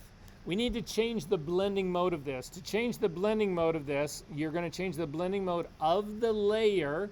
Click on the drop-down menu and you're going to come down to linear light and say OK. And when you do that, your image should look like it is returned to normal. You need to check at this point to make sure it is. So you need to select, right now our high layer is selected. You need to hold down your shift key and select the layer that's right underneath it, the low layer. So now both high and low are selected. Come to the flyout menu that's just to the right of the layers tab. Click on it. You will get a flyout menu, and you want to say, I want a new group from these layers. A dialog box will open up and say, you want to call this group 1? No, I want to call this FS. I do it in capital letters. It stands for frequency separation, and say OK. Both of those now are inside this group called FS. If you then turn that eyeball on and off, if you see a change, you have done it wrong. If you see no change, you've done it correctly. This is your check. And I can promise you, if you don't do this check first and you've done something wrong and then you start doing all this frequency work, it's a waste of time. You are going to go back and have to do it all over again. Nobody wants to do that. Okay, I'm going to open this up. We're going to actually start working on this. I'm going to show you how to do protective layers on this after we explain what really is going on. All right, so I'm going to zoom into this part right here on the lower part of her face. So what you can see, I'm going to go after the feathery part, the feathery part of her, the little peach fuzz that's on the side of her face. That's what I'm going to go after. Now, if you've ever tried to retouch this before, you go in with a clone stamp tool. It's possible to do this, whatever, but it is just painful. It takes forever to do this. Yes. Real quick. Before you said if you click the eyeball for the FS, if nothing happens, you did it right. Exactly. Okay. It is supposed to look identical to your image. If something changes, it's not identical to your image. Okay, so that's what I'm going to go after. But look at the problem that I've got in this. You can see that there's an area, well, right off the bat, the lighting that's on her face. So the lighting that's on her face is, the lighting is coming from the right side. So this part of her face is in shadow over here. And as you go down the edge of her lip, it gets into deeper shadow. If we tried to use the healing brush tool or the clone stamp tool, it would change all of that. You could get rid of the peach fuzz, but the shadow and the color underneath it would change as well. We don't want that to change. We want the color and the tone to remain the same. We want that part of her face in shadow, but we want to fix the texture and the detail that's in that area. Does that make sense to everyone? We good on this part? So we are going to, this is all work that is done on the high layer. Now some people, I'm one of them, prefers to work on the high layer by itself. But I'm going to start off so that you can see what's happening with both of them visible, and then we'll actually go down that road. So select, open up your FS group, select the high layer, make sure it is selected. You do most, if not all of this work using, you can use a various number of tools in this. Primarily, I use the clone stamp tool to actually do this work, because I'm trying to replace texture. Remember, what happens with the healing brush tool is the healing brush tool will replace texture, but then it also will do an average of all the tone and color around it to try to match that to the tone and color of the new texture that you're introducing. I don't want to do that. I want to stay away from all of that. I just want to go after the texture. So to do that, you hit the S key to get the healing brush tool. In setting up your healing brush tool, this matters. So click on your drop-down menu for the healing brush tool.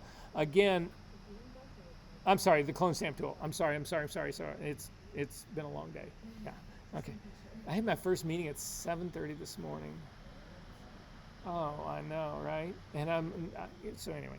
All right, so S key, clone stamp tool.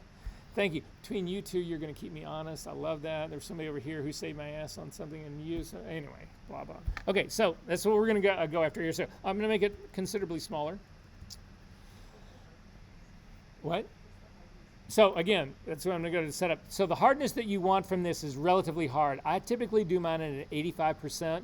You don't want this like 100% because you'll actually see the edges, but I keep it aggressive. So I'm doing an 85% because I want that fall off to happen really quickly. I don't want to be able to see this stuff. So that's the first move that I'm actually going to make on here. Then this will be a normal blending mode, 100% opacity, 100% flow on this. Again, I'm only going to work on the current layer here. You do not want to do current and below. We don't want to take any information from the low layer that's on here. We strictly want to be working on this layer by itself.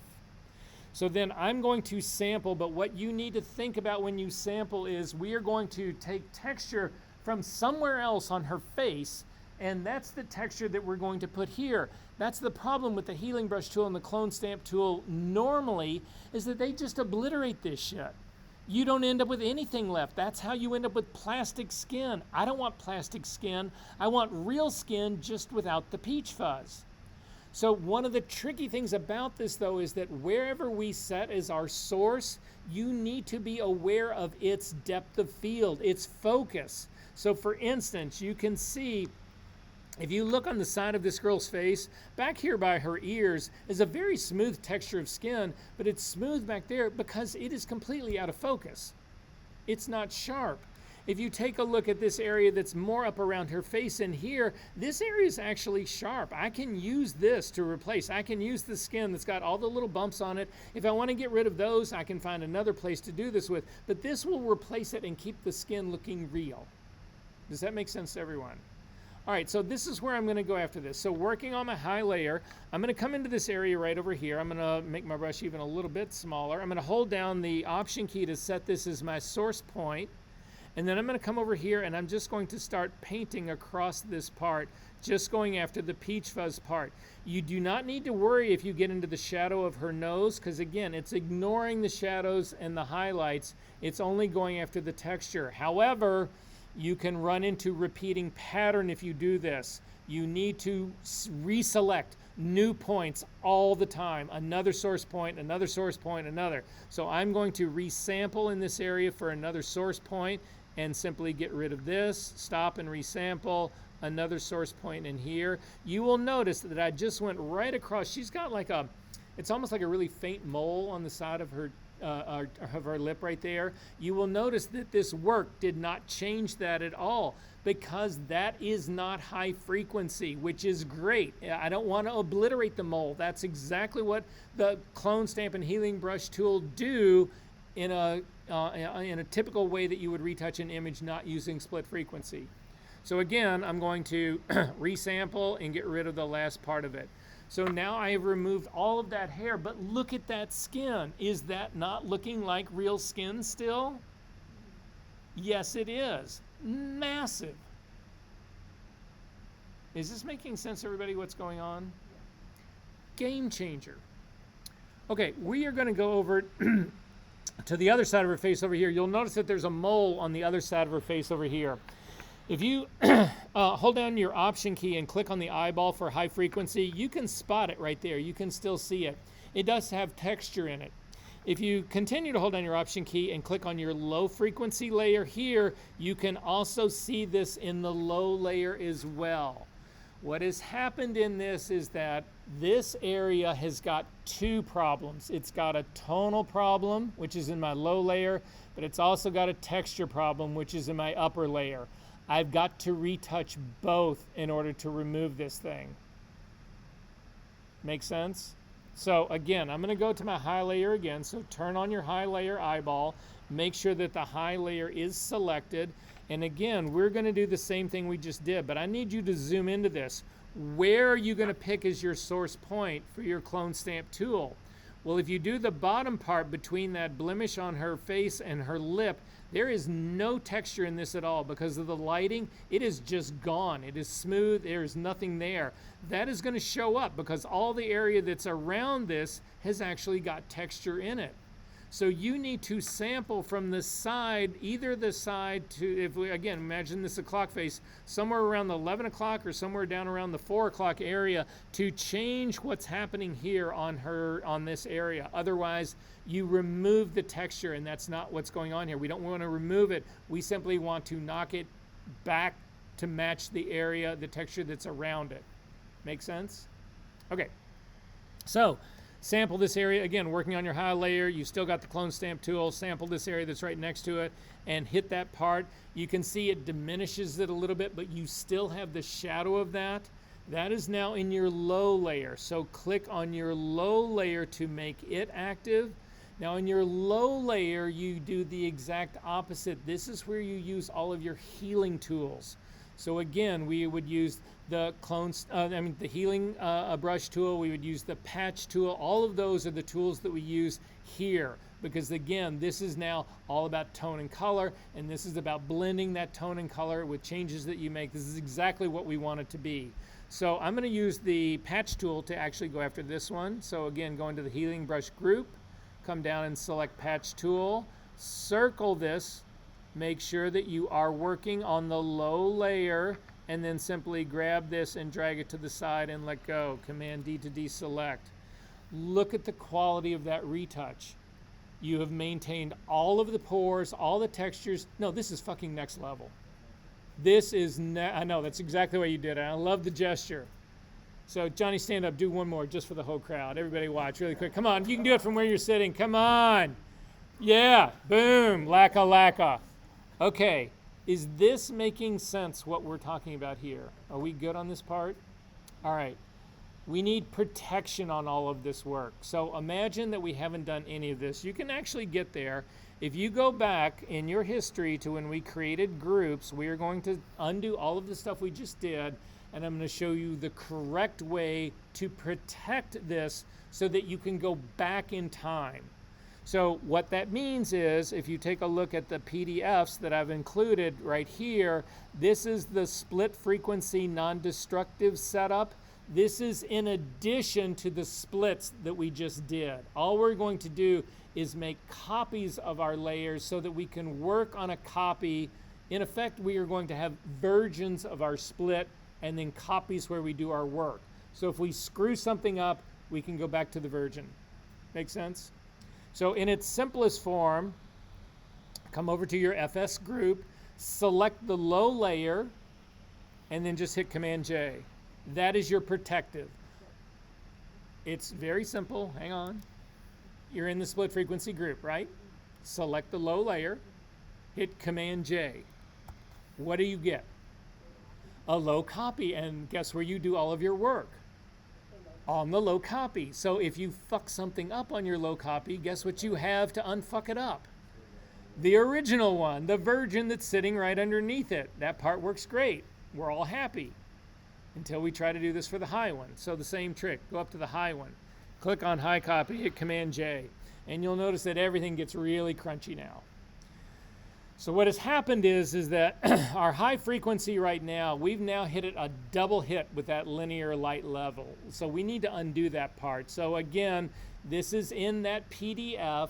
I don't expect you to memorize this right now, but eventually this will become second nature to you. So this is how we actually deal with that part. I'm going to kick back out so you can see the whole thing. I'm going to stay in close enough so you can see we get rid of all the crunchy part. So this is what you need to do to actually make this function. First off, we need to clip this high copy to the one that's underneath it. So to do that, you hover your cursor right between the high copy and the high. So I'm sitting right between the two. Hold down your Option key and you will get, your cursor will change into this little box with an arrow that points down. And if you click on that, click on that, you will actually see that your high copy just moved over to the right and there's a little arrow that points straight down. Did everybody get that? That is now clipping this to the one that's underneath it. And the reason we need to do that is that we want this to inherit the blending mode that's underneath it, the linear light. But we've already got linear light on the one that we're using on this high copy. So the trick to get rid of the really crunchiness that this introduced is to change the blending mode of high copy back to normal. Now again, if this is set up correctly and you turn your eyeball on and off, you should see no change in your image. But now what's happened is that high copy is where you do all of your work for high, detail and texture. Low copy is where you do all your work to deal with tone and color. Make sense? I know that this is a lot, but this is how it's always set up. You can actually create an action to do this. You have to put pauses in your action to control the level of blur for your low layer if you do that, but it's possible to do that. And if you really are interested in it, we can build one of these next week. All right, are we good on this part so far? Okay, I want to close this up. There's one other image I want to work on. We're going to split it really quickly first just to show you how powerful this can really be. What? You can save it, yeah, because this is not your homework. Your homework is actually the girl that we separated.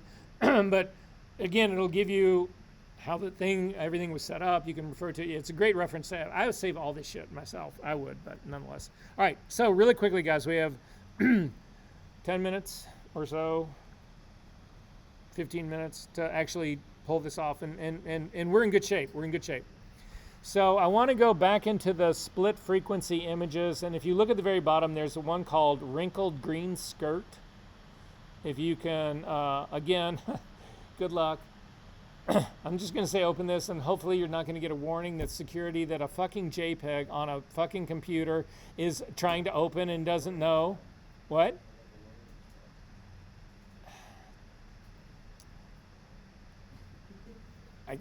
All I can do is, can somebody send me an email about this whole whatever? I'll look into it. It's beyond me why this is happening the way it is. Okay, so I want to move in and take a close look at this skirt. And this is one of the big challenges of all time. So we've got a lot of wrinkles that are in this skirt that I would like to remove, but I don't want to touch the texture. I mean, the texture of the material in there is intact. I want to keep that part, right?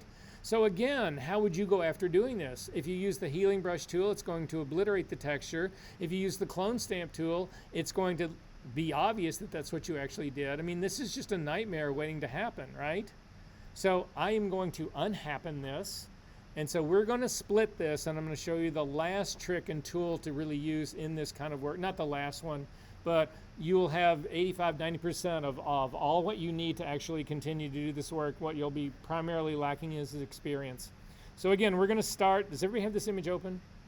Yeah, but that's It doesn't matter. It doesn't matter at all. So again, go back down, quit that, go back in, do your get info to actually change it, set it back to having it open by preview or whatever is on Windows that normally opens JPEGs, and then hopefully, and say change all, and then hopefully you can just drag it onto this thing. But Johnny, could you get it open or no? Yeah, I got it open. Okay. And Mari, let me know when you get yours going. This is just couldn't be more annoying. It's going to reach the point where basically the ultimate security system is that you're not even going to be able to turn your computer on. Sorry, you can't turn it on, you can't use it, you can't do anything with it, don't even look at it, don't even think about it, but it's secure. It's secure. Okay, I can't fuck anything up because I can't even get in there. All right, you good? Okay, so. All right, are you ready? I'm ready. Okay. We're going to make 2 copies of this layer. Command J, Command J. Click on the first of the 2, the layer 1. Rename it low. Click on the top one. Rename it high. Again, turn the eyeball off on the high layer. Select the low layer. And then we need to zoom into this image. And typically when I zoom into the image, what I'm looking for is I want to be able to see the detail. So I'm in tight enough. I want to be able to see the detail of the stitching, and I want to be able to see the detail of the fabric. That's what I'm really looking for, and that's what I'm going to try to obliterate. So I'm going to come up to the filter menu. Again, make sure you're working on the low layer. Your high layer is turned off and not selected. Working on the low layer, up to the filter menu, down to blur, down to Gaussian blur. And I can just tell you from experience, we'll ramp through it again. So start with your image really low. So I've started with mine down. I'm going to start cranking it up using the dreaded, I fucking hate this drag tool thing. So I'm going to go just type in with my keys 3. I'm going to go to a 4 here. And at 4, I've pretty much obliterated the texture. You can still see a little bit of the stitching, but what you're really seeing on the stitching is basically the highlight and shadow part of it. You're seeing where the stitching is really pulling it in. We are now not looking at detail anymore. We're looking at tone and color. It was just like the spot that was on the girl's face. When you do your split, everything that you do is going to either be in one layer or the other, and occasionally parts of it end up in both. It just means you have to work on both. Does that make sense?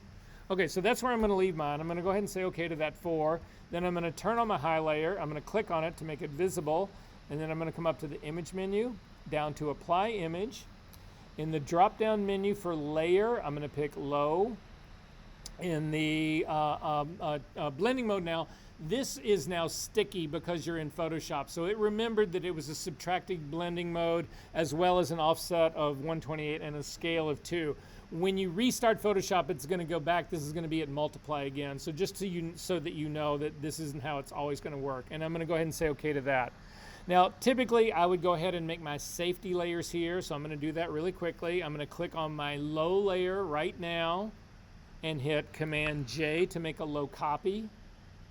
I'm going to click on my high layer right now, and I haven't changed its blending mode yet. I'm going to do that right now. So I'm going to click from normal down to linear light.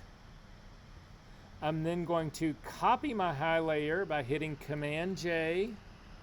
I'm then going to clip my high layer to the high copy to the high layer. Hover your cursor right between high and high copy. Hold down your Option key and you will get the clipping icon, the square with a little arrow pointing down. Click on that. You should see high copy push over to the right with a little arrow that clicks down and points down. That's an indication that your clip was correct. If you need to unclip your image, you do the same thing. You hover between those two, hold down your Option key, and you will see now that that little icon has got a strike through it. This is how you unclip something if you need to, but I want this to be clipped. And then finally, you need to change the blending mode of this top one from linear light back to normal. And then finally, with your top image, your top layer selected, scroll down to the bottom where you get to the low image at the bottom, hold down your Shift key and click. Now we've got all 4 layers are selected. Low and low copy, high and high copy are all selected. Come over to the menu on the side, click the flyout menu, come up to New Group from Layers, and name this FS, and say OK. And then I'm going to zip back out a little bit just to make sure. Turn your FS group on and off. If you see a shift, you have done this wrong. If you do not see a shift, you're in good shape. Okay. Turn the FS group on, open it up, and we are going to come down. I'm going to show you how I really work. So I want to zoom in. I'm going to go after the wrinkles, especially the stuff that's sort of at the top in the green area right in here. I'm going to go after these guys first. To do that, I only want to work on the low copy, and I like to see it by itself. So I'm going to hold, yes. Oh yeah, no, follow along while I'm doing this. You can do this all with me. Again, this is not homework. So I'm going to do this one. If you hold down the Option key and click on the eyeball for your low copy here, you can see what it is we need to do. We actually need to make this tone match the tone around it. I've got shadows in here, I've got highlights in here. I need to make those all one. I need to make them the same color without making them only one color. I mean, that's a problem. Some people will go in here and try to actually paint this with a brush, which you can do. I don't do that part. I'm actually going to use the mixer brush to do this work. How many people in here have ever used the mixer brush? Okay. There is another recipe in here. Again, if you take a look at it's this sitting right here, the mixer brush settings for retouching. If you click this open, this will tell you how you need to set up the mixer brush to have this thing work. This is again where your tablet will make you'll fall in love with your tablet all over again. So back into Photoshop, this is where the mixer brush is. If you come over to the brush group, so it is this group right above the clone stamp tool. This is the brush group right here. At the very bottom, you should have the mixer brush tool. Does everybody have that guy? With the mixer brush tool selected, again, if you click on your drop-down menu, I'm going to make this about a 50% hardness. And then I'm actually going to we need to do settings all the way across the top. This is what you would read in your mixer brush setting part. This is how we're going to actually set this part up. You'll notice that there are 2 icons that are right next to this. There's a preview right here of the sample that you're going to get. That's the sample that you would paint with. Right next to this, there's 2 things that are 2 icons. They're supposed to be buttons that you push on and off. So again, the off button means it's matches the surrounding. If it's on, if it's pushed on, it's supposed to be got a darker surrounder. I wish Photoshop would come up with better icons for this, but anyway, it is what it is. You need to uncheck both of these. So neither one of these should be checked. Then as we continue to work our way over here, for the wet setting, you want this at 20%. For the load setting, you want it at 100%. For the mix setting, you want that at 100%. And then for the flow, your flow is going to go anywhere from 20 to 50%. If something doesn't seem like it's working fast enough for you, you can bump the flow up. If not, you can actually, if it's happening too quick, you can bump the flow down. Now, in theory, your preview right here should actually be showing you transparency. That's the check for this. I'm not seeing transparency right now, so I'm going to click. I think, again, this is another problem right here with Photoshop. Fuckers.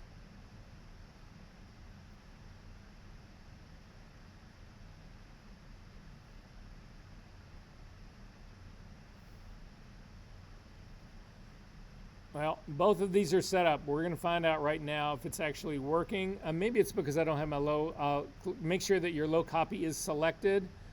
And then turn these guys on. Yeah, okay, that's what it was. Make sure that you have the low copy selected. And then if you turn those guys on and off again, whatever, make sure they are both off. You get the transparency checkerboard in your brush preview. This is the load. This is the ink that's actually on your brush. Do you have your low copy selected and the eyeball turned on? And then, so what do you have here? It doesn't, let me see.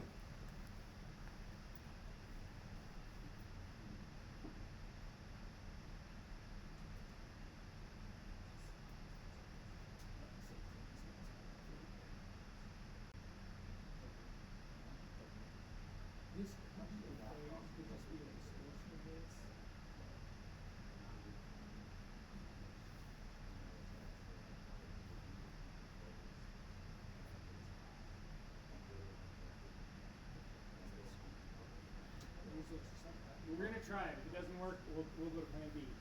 Okay, so guys, I like to work with this without the distraction of the detail, which is what I'm going to do. So this is how the brush works. The way we've got it set up is to do this. We are going to actually put our brush down on an area that we want to use. That's what we want to load our brush with. So you're going to pick the color that you want to then change the highlight into or to change the shadow into. So that's what we're going to do. You don't pick the shadow or the highlight, because then when you do your brush strokes, it will actually paint that lighter or darker area on your image, and that's not what we want to do. So that's what we're going to do. And then what you do is you click down and you stroke and you drag the color from the area that you want to replace either your highlight or shadow with. Then when you let go of that stroke, what happens with these settings is that the brush gets completely cleaned, and then you can start again. Otherwise, if you use the brush it was really meant to be used and you keep it where the brush stays loaded, you will start taking paint and color from one place to another, which is not what we want to do. So to use this tool, this is how I'm going to do it. I'll show you how to do it really quickly because we're almost out of time. We've got 1 minute to go. So you can see there's a shadow area in here and there's a little bit of a highlight up here. What I'm going to do is I'm going to start with this area right down here. This is the general color that I want. And I'm simply going, again, I'm working on my low copy. I'm going to just click and drag, and I'm just clicking and dragging, and you can see it just eliminated that whole shadow. Then for the highlight that's right above this, I'm going to do the same thing. I'm going to click and drag through that, and I can go through all of the shadow part that's underneath this, and you can see all of that shadow has now been removed. And you might say to yourself, well, this looks totally fake now. That can't possibly be it. Go up and now turn on your high and high copy both. This is now your before and after. Do your FS on and off. Oh, sorry. If you do your FS on and off again, make sure that you've got the original background turned on so that you get a before and after. But try doing that with a clone stamp tool or healing brush tool in the 4 seconds that it just took me to do that. Oh, cool. You have no idea. I'm going to zoom out. Again, I tend to work on the high copy by itself. It's easier for me to see what's going on. So I'm going to So I'm simply going to work down in here to get rid of this shadow part. I'm going to work into here to get rid of this shadow part. I'm going to kick up.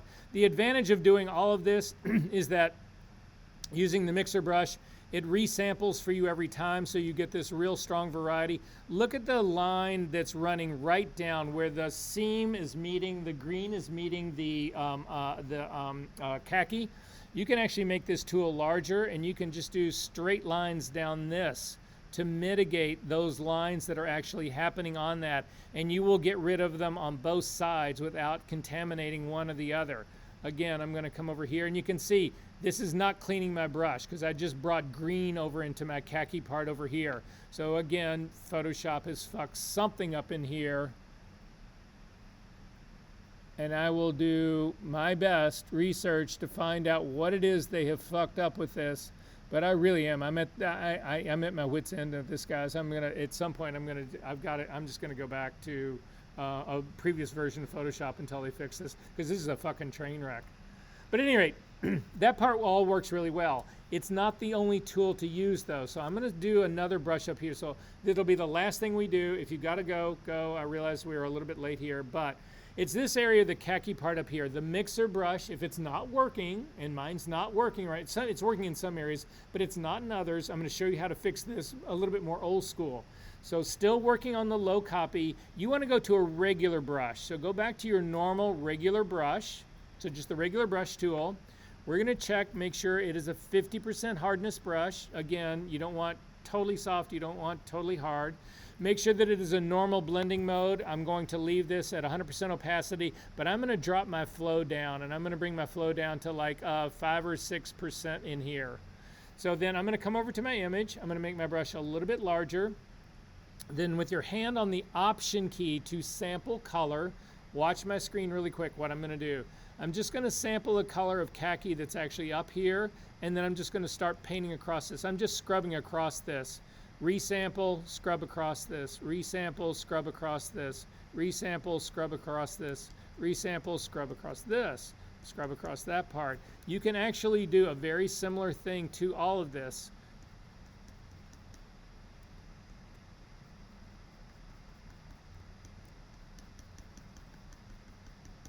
And then again, if we go back and turn everybody else back on, and you can take a look at your befores and afters.